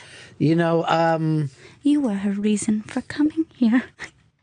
Yeah. There's your almost famous. There's your almost famous. Yeah, we needed that. All right, there's a like, similarity, one that I never saw coming. I think they look at least like related. It's very strange, but I see it every time I see her face. I'm like, oh, like a little lady Ray Davies. Lady. And that's why my mother named me Lady. That's why my mother named me Lady. Now you know all my secrets. That is the nuttiest thing I've ever seen in my life. That maybe Anna Paquin is Ray Davies brought back from the death even while he's still alive. It's possible. Anything's possible after that blue and black, white and gold. The whole world is a fluid wonderland. Yeah. Well, you know, because of that black and blue thing, I made a couple jokes. I see gold and white. I made some jokes, mind you, about black and blue people. And now Joe DeRosa won't be friends with me anymore and doesn't want to do the show. So, I don't understand it. Dude, if you got a problem, come to me. I'm glad to talk about it. But don't tell me you can't face your friends. I'm talking about the way we look at a dress. He turned and he smashed his head against the window so he can never once say that he doesn't think that I'm funny. That image is stuck with me now, E-Rock, and I know you'll never be able to say, I never found him funny anyway. You know, we were playing the Kinks, which have been brought back to life, and oddly, only a certain period of the Kinks, because of Wes Anderson. Yeah, not necessarily the popular period of the Kinks, at least in the Americas. Yeah, I guess that song would have been what, like that's late '60s, probably. Yeah, that went into their not. And what's Lola, 70s? Lola, I think, is the early 70s. Yeah. I believe it would be interesting to know who was first with doing the transgender song, the Kinks or Lou Reed. Both around the same period, I believe. Right. I don't know what that would be, what year the Lou Reed song was. Early 70s as well. Okay. So here's what I was going to bring up to you about the Wes Anderson, though. If there is a situation where I think that like directors will use their favorite actors in different things. Yeah. Almost like their muse, right? Mm-hmm. Sometimes because I think they like having that person around or they like their acting, but other times no one does their dialogue better than them, right? Yeah. That's true. So if I was to say to you, who does Wes Anderson dialogue the best? Obviously, you would look at the Wilson brothers. Sure. Because they were in the first film together. Then you've got to think Jason Schwartzman. But is there also a Bill Murray? Yeah, absolutely. I mean, I think he writes parts for Bill in a I don't know. I think he sees him in a really cool way. So you know what I mean? Yes. But I think if you have to say which one of those is sort of like the definitive Wes Anderson actor, I would have to say Owen Wilson, because I think even down to his cadence and his the just general weirdness of the way he is, I think that fits him best. I would agree with everything you said, and I'm still picking Jason Schwartzman. Schwartzman? Yeah. Because I think he's even more sensitive than Owen. I think he's closer in personality to Wes Anderson than Owen. The Wilson brothers always remind me of, hey, how did this guy get to hang out with these rough boys? Yeah. Because I could just see the Wilson brothers busting up a house or a party and having a hell of a time. I can't see Wes Anderson that way. Now, have you heard the story about Jason Schwartzman, how he ended up playing Max Fisher in Rushmore? They had envisioned the character completely different. No, and even though I've had him on the show before, and he said he'd do an Unmasked, I don't know this story. So they were doing casting call after casting call looking for who would play Max Fisher. Yeah. And they had this idea in their mind that Wes Anderson had this sort of young James Dean kind of character. It was totally different. 1,000% different. Could not be more different than Jason Schwartzman. And Jason Schwartzman showed up, and he showed up in a school uniform and just, played the character just as Max Fisher. And he was it changed the whole movie for him. I love that. So now I'm feeling better about what I said. Yeah. So in that way, maybe he's the muse. The super muse. The super muse. He's the super muse. All right. Now, there's one thing to have a muse because you want to have him around. If we were to do this with Richard Linklater, there's no doubt that Ethan Hawke, he sees as some version of himself. Yeah. Or some spectacular. But what if you looked at, let's say, Kevin Smith? Kevin Smith loves Muse. You know what I mean? That's his guy. Muse is his muse. Muse is his muse. And yet, I would make the point, no one does Kevin Smith dialogue as good as Jason Lee. No. I think that it brings the best out of what he's capable of is when Jason Lee is... Jason Lee somehow sounds incredibly natural doing that dialogue as if he's thinking of it that moment. Yeah. And that's not easy on a lot of actors. No. A lot of actors struggled with it, I think. Well, I don't even think Kevin Smith talks like his dialogue. When you see Kevin Smith talk, And he's a great speaker, and he'll go into different types of things. Even that dialogue is different from him. It's almost like it's perfect for Jason Leigh above all else. And you would agree with that one. Absolutely. Definitely. Some of these will, some of these are slam dunks, but other ones I think are weirder. I always think it's interesting to the people who put women, the same women, in their movie, like a Woody Allen. Yes. If he's dating you, you're starring in his film. And I guess that's probably like even more so Muse-like. I think the way he uses it. Like maybe somebody like Kevin Smith, maybe he writes some things and he thinks of Jason Leigh in those. But I think that he actually draws from like those women. Like I think he obviously drew from Diane Keaton. He drew from Mia Farrow. More so, I guess. I mean, that was his.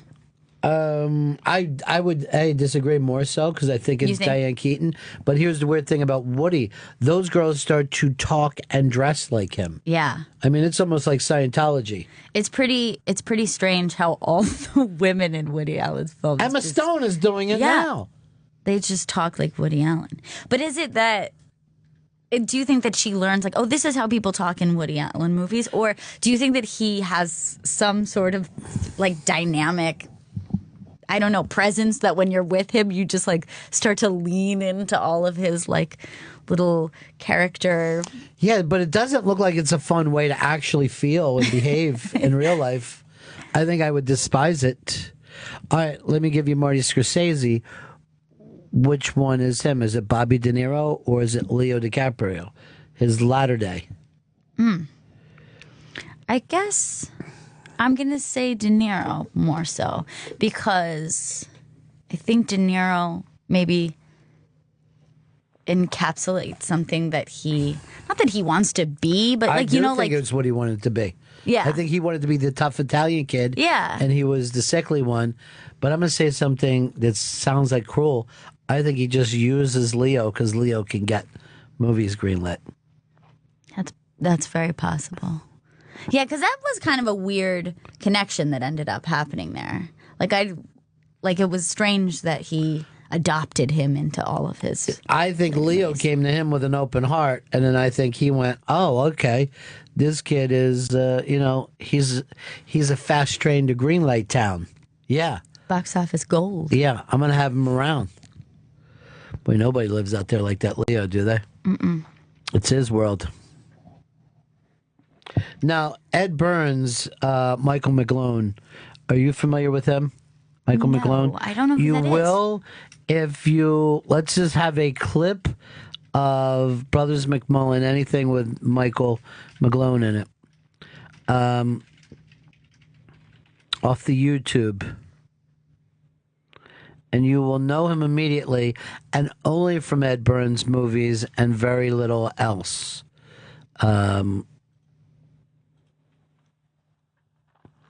Let's see if we can't play a clip here of this. The sound up. And he's protected by his all-important shield. But when a woman comes along, she sees this bright beast, and she wants it. Come on, Jack. Kiss me. But she's not happy with it the way it is. Ooh, I remember the days when you used to say, "I'll never be too tired for sex." So she starts to peel away the all-important shield. First, she wants to see your romantic side. You've never been in love, have you? Then she wants to see your passionate side. And remember, I'm Catholic. I shouldn't be doing this in the first place. Then That's Michael McGlone. your soft, caring, feminine side. Friendship. Yeah. Gotcha. Not love. No. And she keeps peeling and peeling I guess I've until only you're seen left him there. in his movie. Yeah, he mainly does. Here. Yeah. I don't need new ideas, all right? I'm confused enough already. He's great. Yeah. And he's like perfect in these movies. And I don't know if he's perfect anywhere else. I don't know if anyone else is all that even comfortable with him. All right, I'm going to give you another one. Judd Apatow. Is it Seth Rogen? Is it Jonah Hill? Is it Paul Rudd? Or is it Leslie Mann? I'm going to go Paul Rudd. Paul Rudd. Yeah. I think that he taps into like all of the notes there. You know what I mean? Like comedic, and then there's like the sensitive dad guy. Yeah. Sort of a sad sack situation he's put him in Right. a couple times. Wanting to be cool, but not exactly cool. And considering that he continues to have him hop in bed with his wife, I think he sees himself somehow like this is his surrogate him in his films. I think it's Leslie Mann. I think the driving force in every Apatow film is her, and she can, even if she's playing a smaller part, that film could be going in one direction, and when she walks in, it almost jerks the film back in the other direction. I think she is the thing for him, and I always think it will be. I always think it's Leslie Mann. What about the Coen brothers with Frances McDormand? It's almost the same situation. It might be a big part. It might be a small part. Yeah, I mean, they certainly have a lot of players, but I think that the way she is used in their films is just phenomenal. And what she does with their work is incredible. I think what John Goodman does in their films. I think if John Goodman only made Coen brother films, nothing else, people would sit around and go like this. Best actors of all time, probably Brando, Goodman, Pacino. You know what I mean? Like, he's that good in those movies. Has anyone utilized him the way they have? Nobody. Nobody has jumped on, clearly they see something genius in him. Yeah, when John Goodman passes away, and hopefully it's a million years from now, but they will put together his best of clips, and it'll be 99.9% with the Coen brothers, and then something from Roseanne. When he's like telling Roseanne, I want a jacket. Here's Carl, Westchester, Bestchester. Hey, guys. Just want to see, for John Hughes, do you think his muse would be John Candy or Anthony Michael Hall? I don't think it's John Candy. Yeah. I think Anthony Michael Hall is probably the bite down spot there, you know? And again, I think he also probably uses him like the surrogate, like the way I was saying. It's like, let him, act out my own experiences or who I was in high school. Right. I get the feeling that that's kind of why he locked into that kid. It's always funny to me when a director does that. I mean, obviously Cameron Crowe did do that at Almost Famous, but that thing you do, that little drummer is so Tom Hanks that it's actually like you just want to say to Tom Hanks, do you get that you just wanted to be in this movie? Get the girl, not do much and get the girl? Yeah, it's almost like the opposite of the Scorsese thing where I think De Niro is like this heightened sense of like something he aspired to be or like at least romanticized this idea. And so he's like, this is like almost not a better me, but a different me, a me that I can put out there without worrying about it. It'll be the best part of me. Like Quentin Tarantino, when you first saw Reservoir Dogs, I thought he and Michael Madsen are going to be together forever. Mm-hmm. And because I could tell that he put any sense of cool in Michael Madsen. But after Pulp Fiction and then after that, it's all Sam Jackson. Yeah. Sam Jackson is everything that, that whatever exists in that head of his, in Quentin's head. And it gives him a chance to say the N-bomb. Yeah, it really gives him the freedom he feels he so deserves. But if you really think about it, the speech that he wrote for Samuel Jackson in Pulp Fiction is so nutty that it may have been the stupidest thing by anybody else. You're talking about the diner speech, yeah. And Sam Jackson makes it, makes it shine, makes it work. That's very true. Now it's iconic.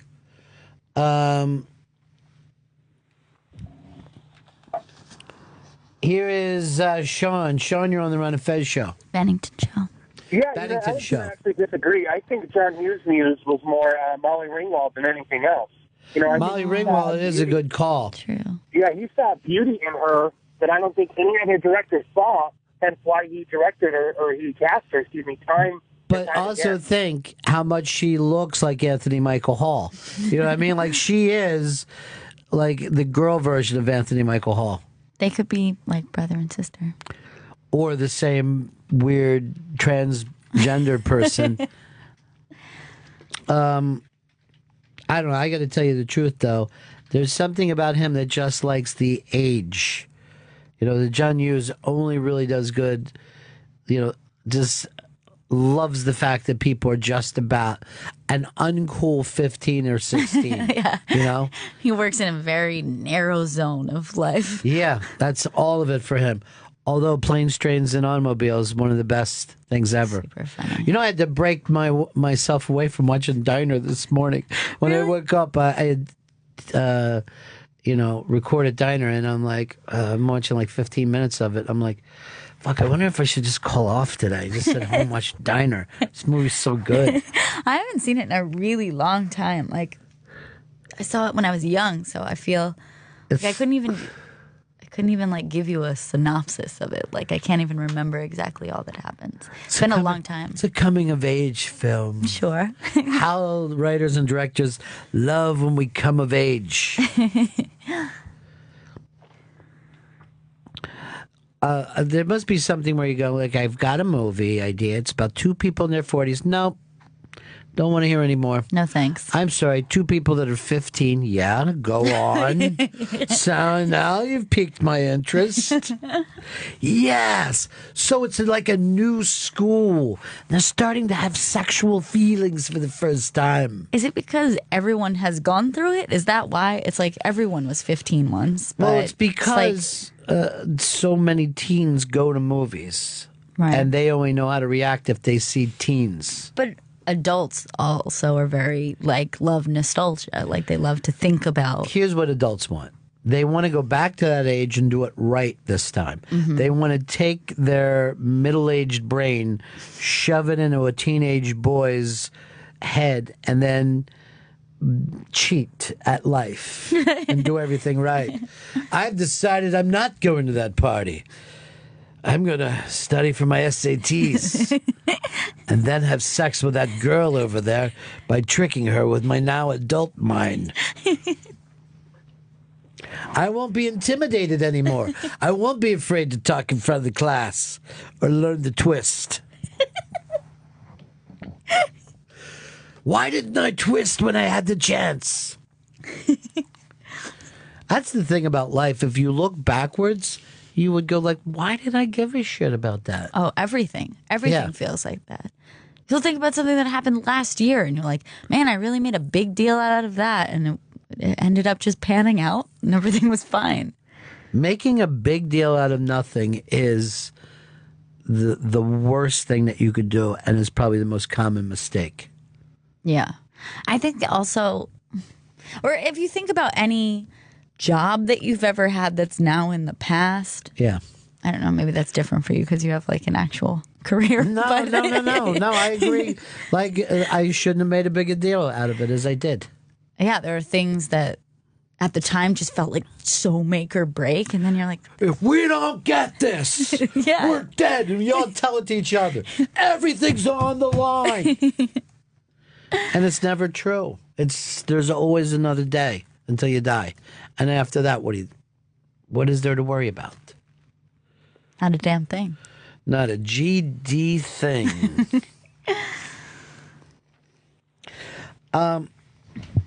Hey, Paul. Paul, you're on hashtag Bennington. Paul. What's up? Hi, Good morning, Paulie. B Squared. Yeah. I think you guys are putting a lot on the actors, but So? when you see these great directors, writers, the dialogue, the director always comes through. So if you're in a Wes Anderson movie, you become a Wes Anderson type actor. You see these actors in other movies, and they're different characters. But when you're in a Wes Anderson movie, you become a Wes Anderson. Or if you're in a Quentin Tarantino, when you hear them speaking that dialogue, you know it's him talking. Right. So you relate to him as that style. But what if they showed up, as like a Scorsese actor in the middle of a Wes Anderson? twisted around. Twisting around. They're like, excuse me, I'm here to drive a taxi. No, you're not going to drive a taxi. We're doing something else. Okay, we're in Rushmore. You know who lives in that apartment? I mean, I know you don't know who, but do you know who lives in that apartment? Yes, I do know. Mrs. Edelstein. Bennington lives in that apartment, and that's my wife with him. Thank you. Nice discussion, guys. All right, great discussion. Glad we could do it.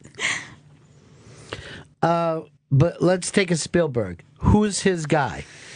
Is it Harrison Ford because he's indie?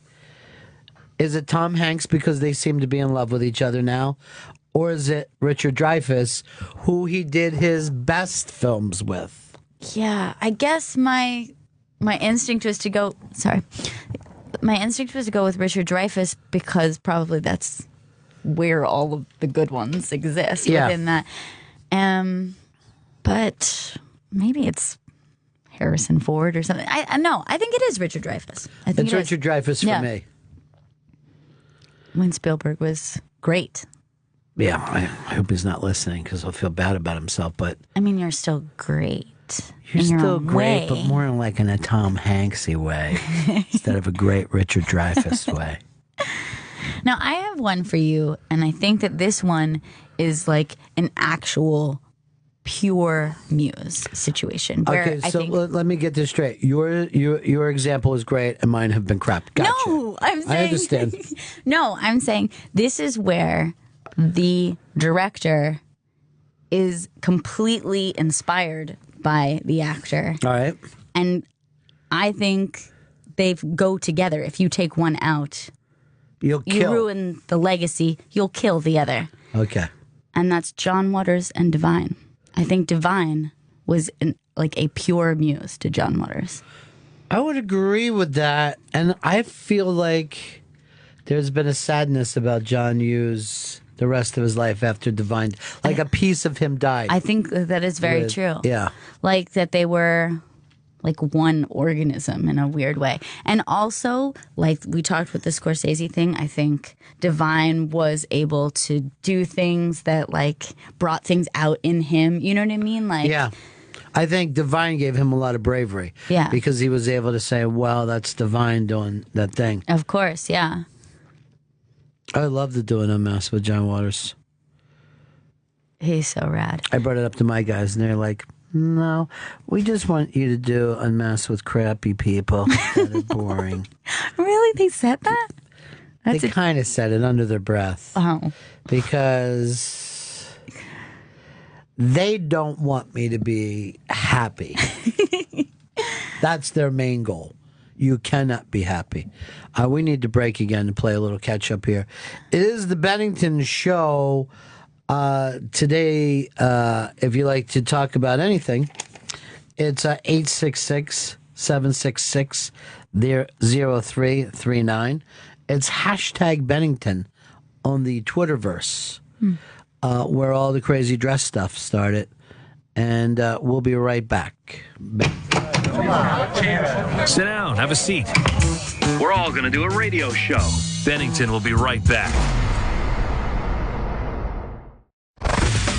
This is Bennington, Opie Radio, XM 103, Sirius 206.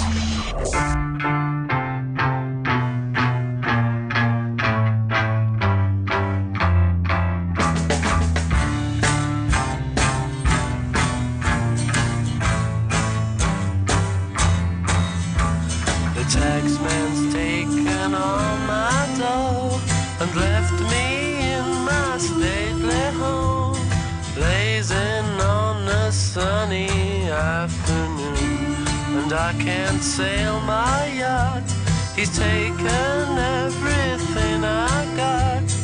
All I've got's this sunny afternoon.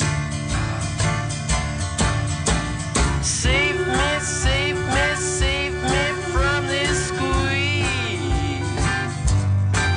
I got a big fat mama trying to break me, and I love to live so pleasantly, live this life of luxury, blazing on a sunny the summertime, in the summertime, in the summertime. My girlfriend's run up with my car and gone back to her ma and pa, telling tales of drunkenness and cruelty. Now I'm sitting here, sipping at my ice cool beer, blazing on the sunny afternoon. Help me, help me, help me sail away. Well, give me 2 good reasons why I ought to stay. 'Cause I love to live so pleasantly, live this life of luxury, blazing on a sunny afternoon. In the summertime, in the summertime, in the summertime. Ah, save me, save me, save me from this squeeze. I got a big fat mama trying to break me, and I love to live so pleasantly, live this life of luxury, blazing on a sunny afternoon. In the summertime, in the summertime, in the summertime, in the summertime, in the summertime.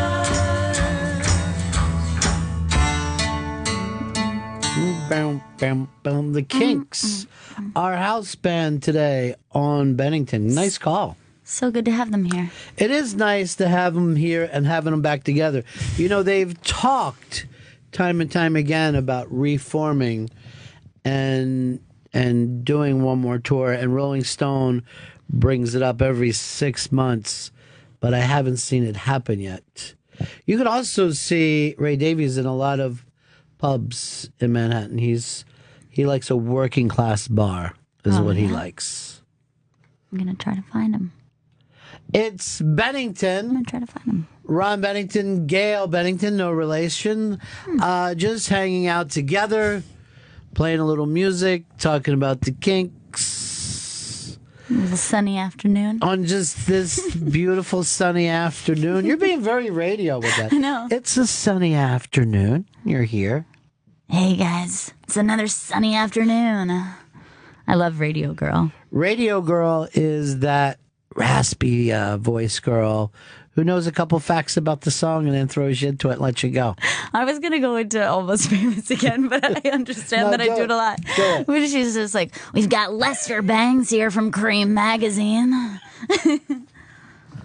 The Doors? He's just throwing her shit around. Hey, that's our playlist, Lester. She's like, isn't it a little early for the Stooges? Iggy Pop! Yeah, she does not come off sounding like a morning DJ, though. You know what I mean? She's got the gravelly late night voice. She's more of the late nights. Hanging with you till. They're always hanging with you till a certain time. Hanging with you till 11. When I was a kid, my dad stepped on my throat, and now I work in radio. Oh, my God. He kicked me in my windpipe until I got a job doing late nights at K-Rock. I remember when I was young, I used to listen to a chick who was on The Crow with you guys. I remember she was Sam I Am, and she had that like really good gravelly. This like is Sam I Am. Yeah. Yeah, I loved her. Yeah, she was great.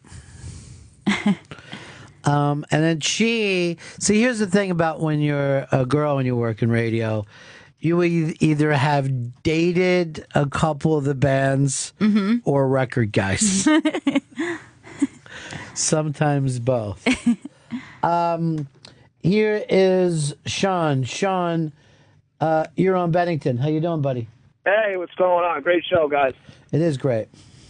Ronnie, why did the Kinks get banned from touring in America? Do you know? It had something to do with a green card. Maybe one of them was too young or screwed up with like the union thing here because it used to be a lot more unionized. But then it took a couple of years to get. Oh, I see Ken Shane is here, and he will almost definitely know the answer to this. Ken, how you doing, buddy? Hey, Ron, how are you? What was the reason that the Kinks were kept out of America for like 4 or 5 years? Well, it's a great part of the story, actually. From what I understand, maybe it's apocryphal, but the last time they were in New York before they were banned, and they were banned by the Musicians Union, was that Ray and Dave got into a fist fight on stage, and they were banned for several years from playing, at least in New York. And my story kind of comes into play when they made their grand return to Lincoln Center for their first concert in New York after that ban. What year was that? It must have been very early 70s, 71, because the story revolves around the playing of the song 8 Man, which had to be early 70s, right? Yeah. So they're singing 8 Man, and Ray starts stumbling backwards, and he's stumbling, and he keeps thinking, well, he's going to stop, right? He's going to catch himself and return to the microphone, but he keeps stumbling, and finally he stumbles back into the, you remember in the old days, you used to have these kind of wall of big amplifiers. Sure. And he stumbles into it, and the whole stack, falls down on him. And the theater goes dead quiet, except for one thing. Dave, sensing his opportunity, immediately runs to the microphone and starts singing. They finally get Dave to shut up, and it's all kind of dark in the theater, and nobody knows what's going on, and you see roadies with flashlights kind of shining them under the amp stacks where Ray is buried. And this, I don't know, it seems to go on for minutes and minutes, and nobody knows what's going on, and there's a hush over the crowd, and nobody's saying anything. And finally, after what seems like about 10 minutes, all of a sudden you hear from beneath the stacks, I'm an 8 man, I'm an 8 man, I'm an 8 man. It's just one of the most memorable things. I've seen a lot of concerts, but that's one of the things that just has stuck with me over the years. It was fantastic. It's really, really funny. All right, thanks, man. You bet. See ya. Ken Shane knows all, tells all. By the way, this is real weird because I said Will Forte is coming in later today, and he's in this TV show, The Last Man on Earth, and that's like the first song of the whole series is 8 Man. Oh, really? Yeah. That's cool. It but is. it's the like the actual theme, or just like they use it. It's just used. You know how That's a weird one, 8 Man. It's a strange one, yet it makes total sense to me.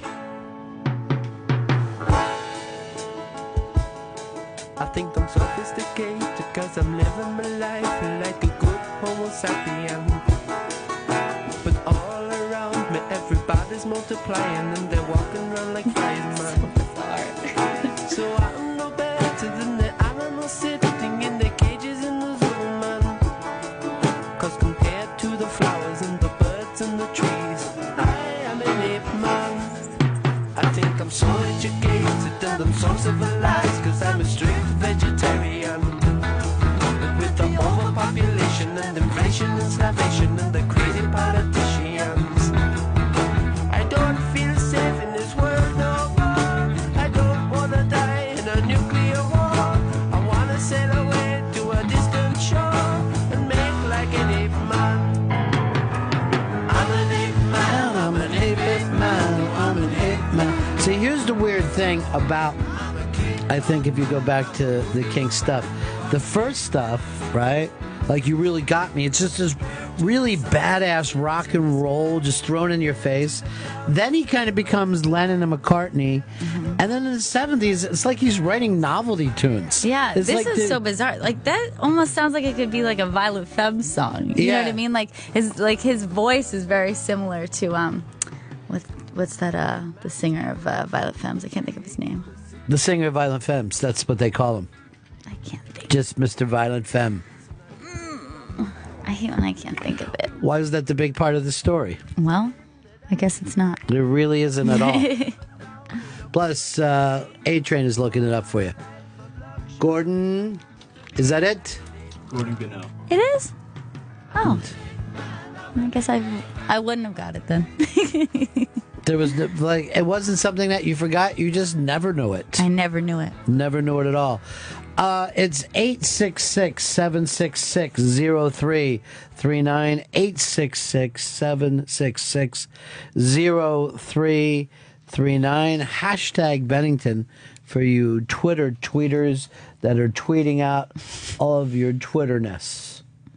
Some stuff up on the iBank today. TJ Miller does a story about why comedy is the new rock and roll.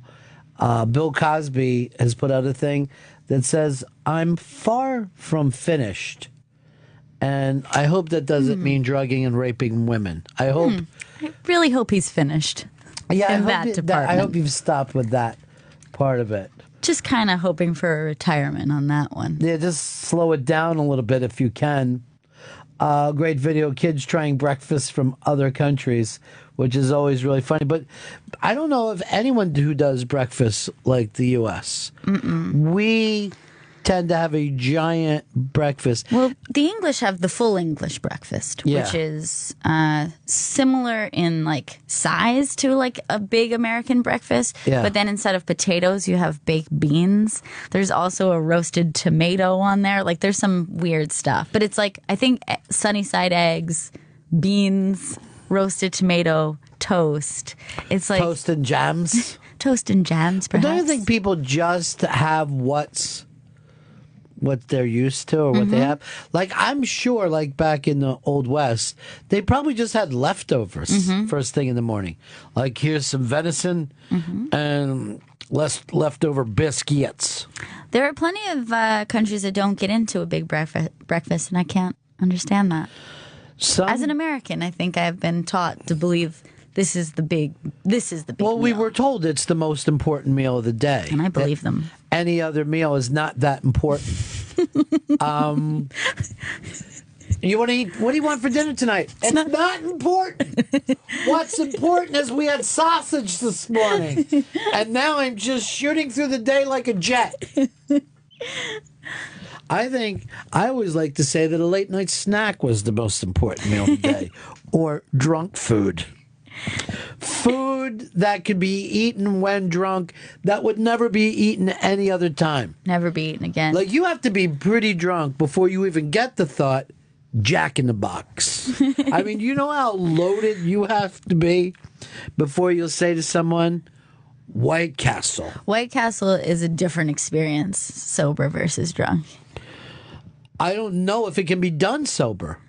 I've done it, and it's not good. It's not a good idea. It's I probably didn't been feel done good once. about it. Like, let's stay open, because some people who've only been here from drunk, they might come here for their first time. On accident. Yeah. And then there could also be foreigners who come here who don't know that breakfast is the most important meal of the day. Take or leave all those other meals.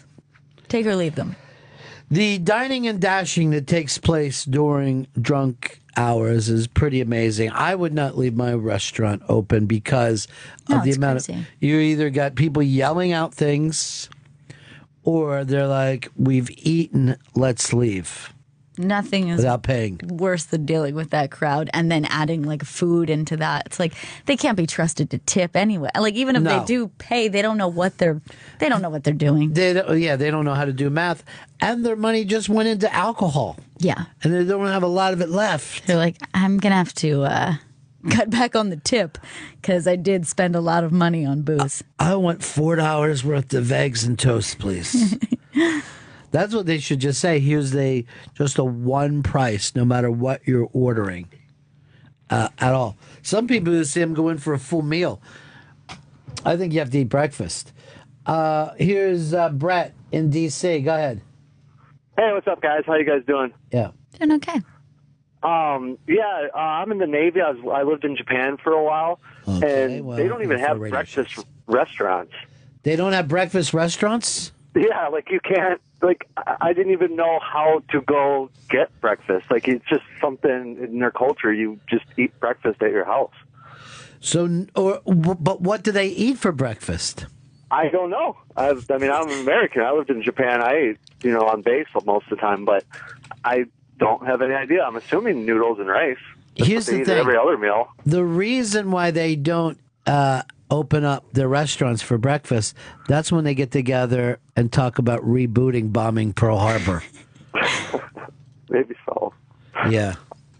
I've only traveled abroad once, and I went to Italy, and they do not do a big breakfast. Like they have like a little espresso, and then like maybe a croissant or like a little roll, and that's it. Do they do a big lunch? They do a huge lunch, a decent sized dinner, actually. Come to think of it, but huge lunch, good sized dinner. Lunch is the most important part of the most important meal of the day. But I've programmed to think like, oh, I better like, especially if you're traveling, you're like moving around, you're like sightseeing.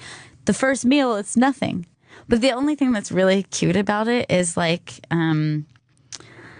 to-go cups, because they mostly drink espresso in the morning, are tiny little, tiny espresso cup to-go cups. And you'll see like construction workers all standing around, and they have these teeny little espresso cups. It's so cute. It's really adorable. Is it because that the espresso is just so amped that you couldn't drink a full cup of it? Yeah, I think it's a higher caffeine. It's a stronger flavor. And then since they're doing a light breakfast, teeny little espresso, teeny little roll or croissant or something. That's all you need. And then a giant. Just sleep late. If you sleep late, you really are getting breakfast. I'll wake up for lunch. Chris, Strong Island. Good morning, guys. My sister-in-law, her mother was a war bride from Japan. They ate steamed white rice until she was in high school. She didn't know that other people ate breakfast because her mom was Japanese? Pretty much, yeah. She sleeps overnight at a friend's house and goes like this, pancakes? I've been eating rice like an idiot.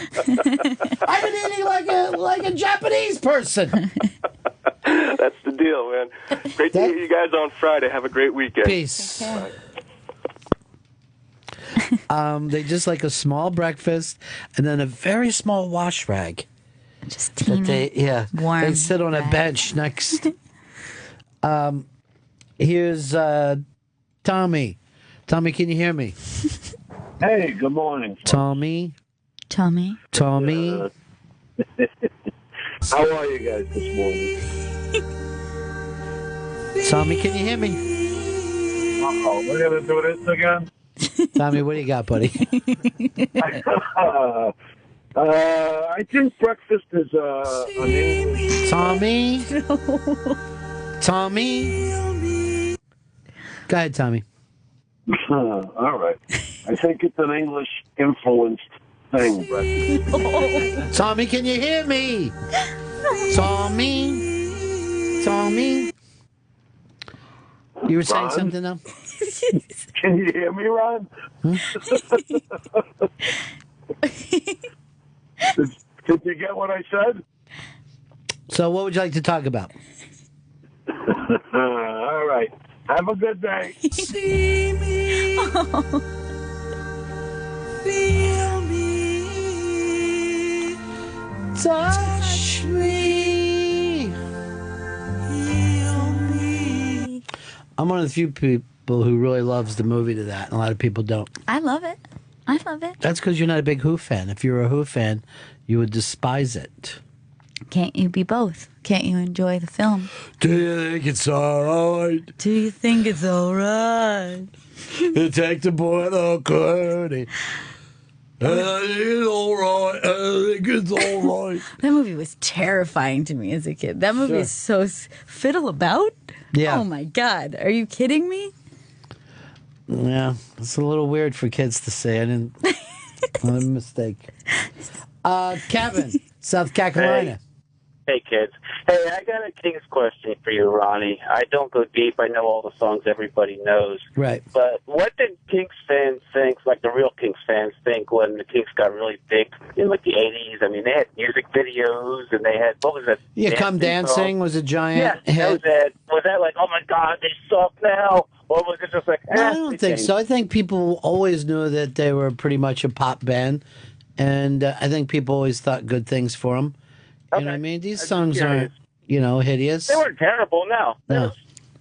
Like you said, it's upbeat, happy music, but sometimes fans get a little, offended when their group gets big. So I was just curious. I just wanted I to don't ask care about whoever gets offended. That's the thing. I mean, if you hate somebody, unless they got big for a reason that was just so cynical, But I don't know how you can get mad at somebody for making a video. What are you going to do? Yeah, and that's a terrible epidemic. Like people turning their back on their loved artists whenever they have a little success. It's always sad.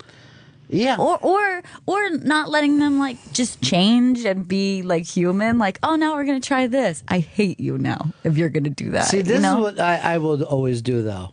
I will stop liking a serial killer if he gets let out of prison. I'm just like, no, you're just like anyone else. Yeah, you're not even. You don't even seem like you're Manson anymore. Now that you're out of jail, It's just not as special, you were better behind that door yelling shit to people. That's when you were at your best. Come dancing. Todd in Pennsylvania. Go ahead, Todd. How you doing, Bennington? Good. How you doing, Fez? Two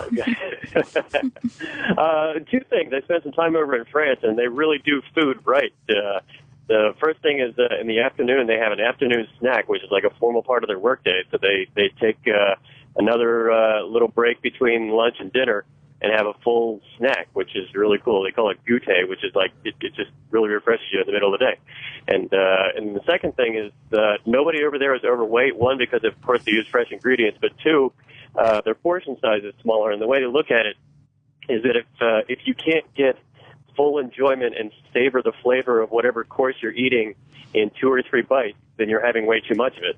So they slow down and they savor every bite of every course, and therefore you have smaller meals, but you're enjoying it so much more. We eat faster and more in this country, and like all of our mothers always said to us, don't stop eating until you feel bloated and sick. Then you know you've had enough. Now, the thing about France that I found out that is really weird, I mean, I guess it's kind of a cliche, but it's true, is that all the boys in France, they have lipstick in their pants. Isn't that strange? I heard that first, and I thought it was just, something kids say, but no. It's true. It's true. That's amazing. Yeah. I'm for this goûter. I don't understand why we've chosen 3 meals. I've always been a 4 meal a day kind of person. I feel like that's my standard. What's the 4th meal? Like there's a sadness, depression. No, like there's a late lunch situation that happens before dinner. It's smaller. It's a smaller snack. Yeah. And then you believe in appetizers, but in real life, right? Not just at a restaurant. And then, actually, technically, 5 meals, because then you need something a little sweet at the end of the night. I like a baby tooth. I just pop that in. I suck on it. All right, I'm now over at the iBang, and I'm looking at that dress, and I think it's orange and red. It's changed on me completely. Mike in Jersey. Bennington's? This is the Benningtons on Bennington. Good morning. Morning. I saw the Kinks in Central Park around 1980. We jumped the line. It was general admission. Jumped the line, got in, 8th row. Ray Davies, during the concert, did alcohol. He was up on the scaffolding, all the way on the top of the scaffolding with a Heineken, singing alcohol. It was beautiful. You loved it, huh? It was beautiful. Everything has come together in my life. Yeah. I've seen him like 20 times. I'm a huge Kinks fan. Awesome. They may get one more tour, my friend. I'll be there. Absolutely. I don't even know if a lot of people know this, but Ray Davies was shot in New Orleans back in 2004. And that's also what, took him off of things for a while. Wow, I didn't know that. Yeah, he was living down in New Orleans, and I guess he was mugged or whatever. He was shot, almost lost his leg, I believe. Took a long time to recover. And that For some reason, you would have thought him and his brother would have really got together. You know? Yeah. After Man, that. I didn't know that. That's really crazy. Yeah, it's wild. It's not even a story that he's crazy about telling because, you know, it's kind of life-threatening and just feels awful Yeah. to tell those stories. Doo-doo-doo-doo. Bands may come and go, but rock and roll is always going to stay. Doo-doo-doo-doo. Doo-doo-doo-doo. Chris in Philly, what's up? Hey, I used to go to military school and in Virginia, and there was it was like an international school, and there's a couple Japanese guys, and in the morning they would get nothing. They would order in the mess hall big potatoes for breakfast. The weirdest thing ever. Well, they just didn't know. Yeah, they would order no breakfast food, just dinner food mostly. Yeah, I mean, breakfast food is just a made-up thing. Yeah, we've only just decided. Like, why? Why are eggs for morning? That's kind of weird. I mean, it seems like something that we could be using all the time. Yeah. Or why can't you just get up in the morning and have a sandwich? But if you were with someone and you just looked over and it was 7 o'clock in the morning and you're like, just sitting there making themselves a sandwich, you'd be like, you're an animal. That shouldn't be eaten for another 3 to 4 hours. I mean, it's weird. I even kind of feel that way at brunch. Like, it's brunch, but I'm having breakfast.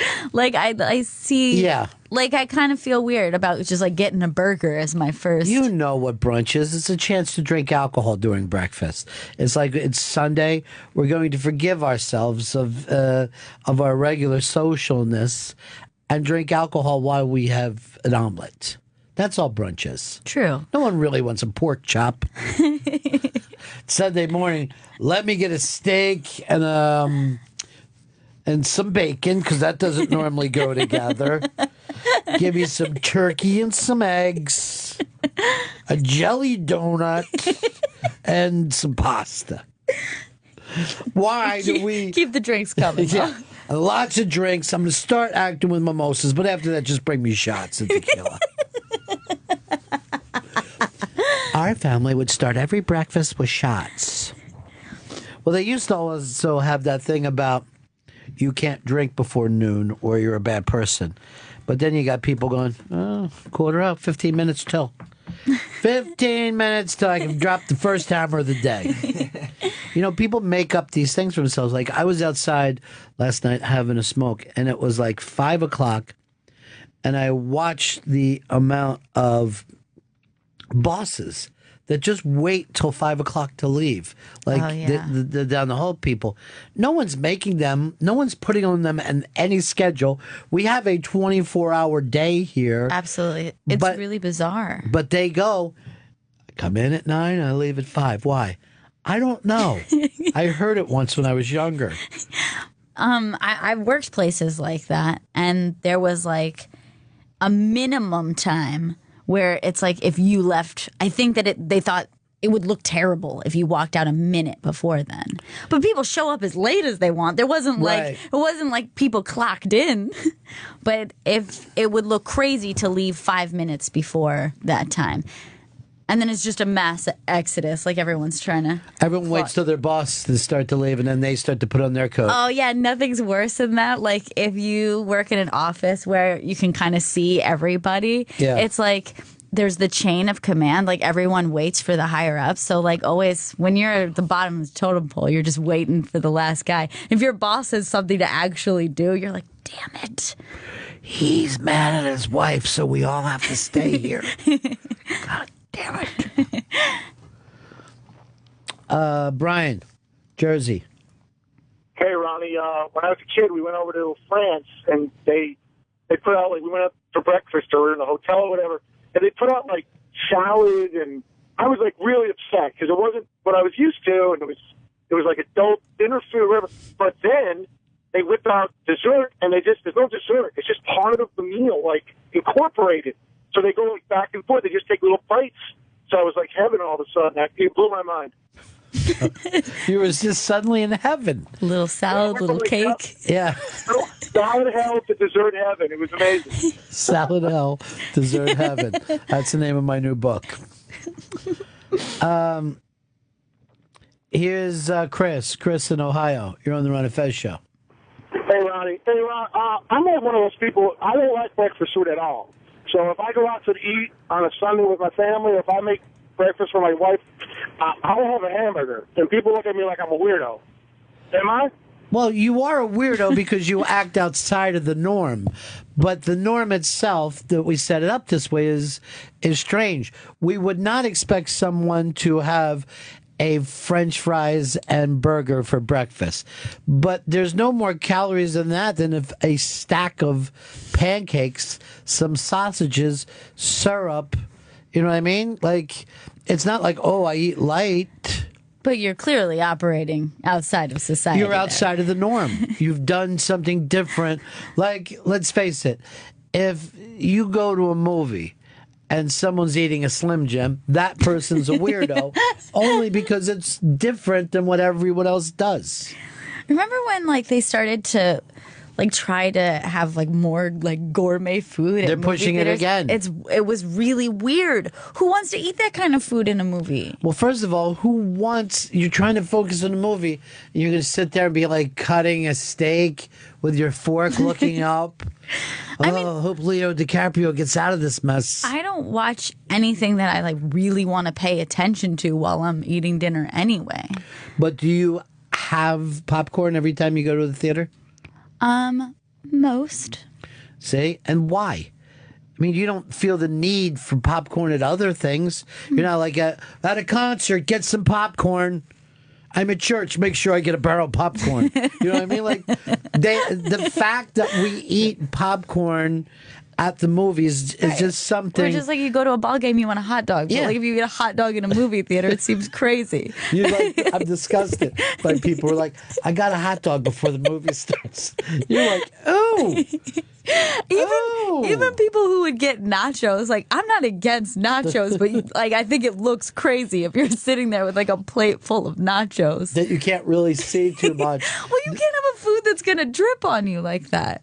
Condiments are out of the question in the movie theater in the dark. You can't. But we don't need. When I go to a screening, right? A screening room to see a movie is where I see most movies now. There's no popcorn there. There's no refreshments. It's just a small room, with a screen. Sure. And I had to be like, I can't hold any popcorn. You know what I mean? Like it felt like I was jonesing, like I was dope sick. And then I actually yelled out during the screening, "Stop popcorn! There's not any popcorn in here. I don't have it." But it's not like you would make. It's not like you make popcorn for yourself every time you watch a movie at home. No, I don't. It's a rare occurrence for me to go, we're going to put on HBO, pop some corn up. Yeah, do you have any butter flavoring? Not actual butter, but a weird oil to pour all down it? I like a Twizzler as well in the movies. Well, it's not the best thing for you. When you're watching a movie, start to choke on that in the dark. Nobody can see it. Oh, God. But that's any food. I'm writing a book of nonfiction called People Who Choke to Death at Movies. Oh, God. That sounds scary. It is scary. Mike, Crooklyn, Bennington. Hey, Ron, how's it going? Okay. The story I heard was when Ray Davies got shot in New Orleans. Some guy tried to rob his old lady's purse, and he chased him down, and then the guy shot him. Yeah. Well, I always thought that was pretty badass. I think it's a dumb idea to chase robbers over a purse.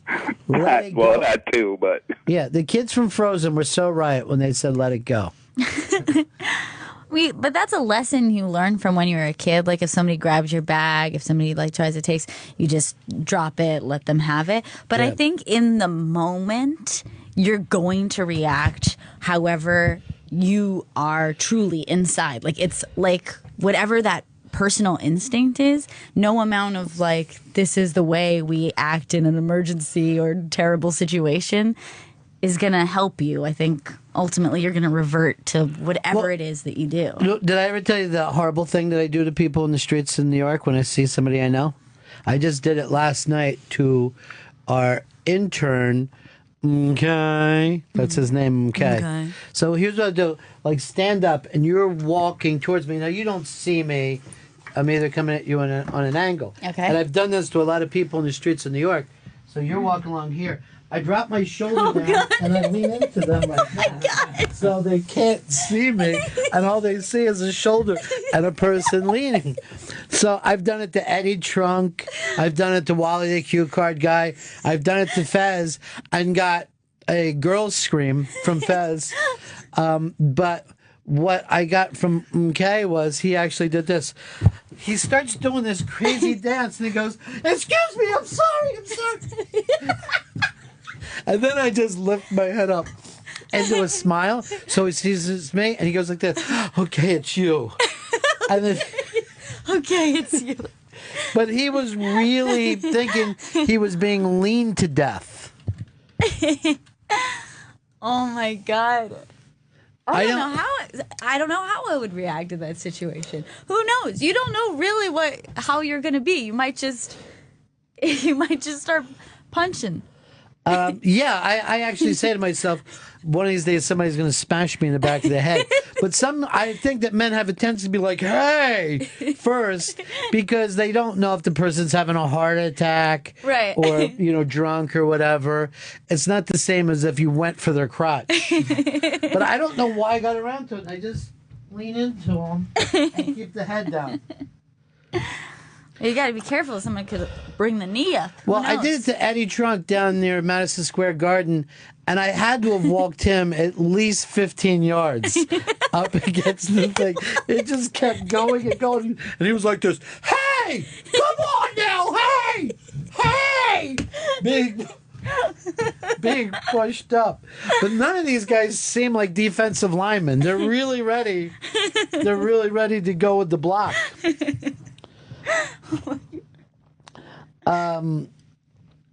We really got to get ready to wrap this one up, too, because I had to tell you about all the great shows. First of all, E-Rock show playing what time today, E-Rock? 8 p.m. on the East, 5 on the West.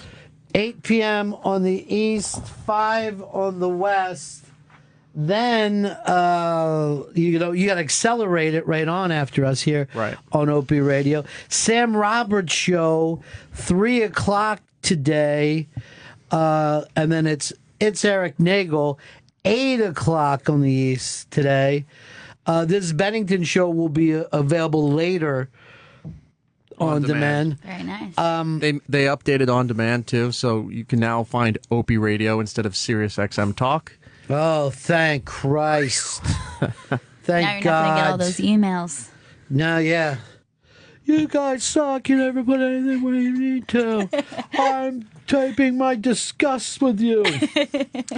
Tonight on Mass, which runs right here on Opie Radio, Nick Stoller, the director, who I thought was going to be very pleasant, one of the funniest people at Unmasked ever. Awesome. Just unloaded. Just went for it with joke after joke after joke. Really funny guy. But Accelerate comes up next.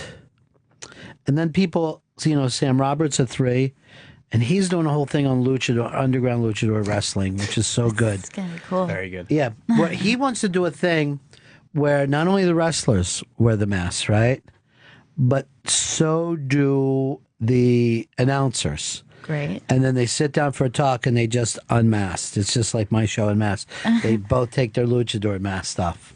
That's amazing. Have you ever thought about unmasking a luchador? That sounds like somebody would get killed if that happens, because that's their soul that expresses themselves. I've heard that announced enough.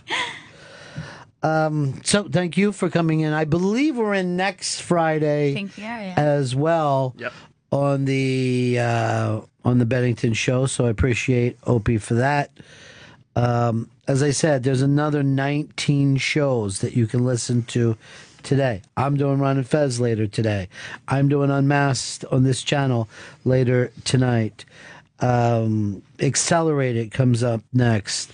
Sam Roberts at 3 o'clock, and that show, first time ever, Sam's doing it pantsless. So that's going to be exciting. I'm going to check and that then out. it's the Eric great. Nagel Good Time Comedy Show. You got a couple comics with you, right, Eric? Yes, I have Frank Santopadre and Lisa Carrero. Oh, the jokes are going to be flying. Is it knock-knock jokes, or you guys go a little deeper? We go old school, like Milton Berle style. And once again, I want to apologize to all the people who saw it black and blue. It's a perfectly normal way to see it. You know what? We used to have a thing where the ink is black and blue and the page is gold and white. Together we learned to read and write. We learned that from Three Dog Night. Thanks a lot, Gail. Good to see you, buddy. It's good to see you. Body. Body. Body. Two bodies doing a little radio show with their buddies. Doing a buddy show for all their buddies out there. Body.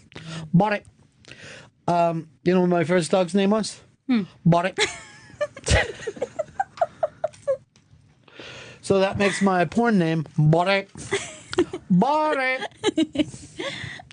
Buddy Monticello. I know. Such a good porn name. What will yours be? Midnight Poinsettia. Hmm. I think that that's definitely like something a little dark there, like a little S&M. Sounds a little 50 Shades. I don't know well, I'll probably tell the 50 Shades story during but a woman was arrested for pleasuring herself at a 50 Shades of Grey. Good boy. Yeah. It was the best review they've ever gotten. Not They what said. Mama wanted to hear. Yeah. The review she gave it, 2 thumbs up. That's it, kids. We out of here. Peace in the East. See you next time.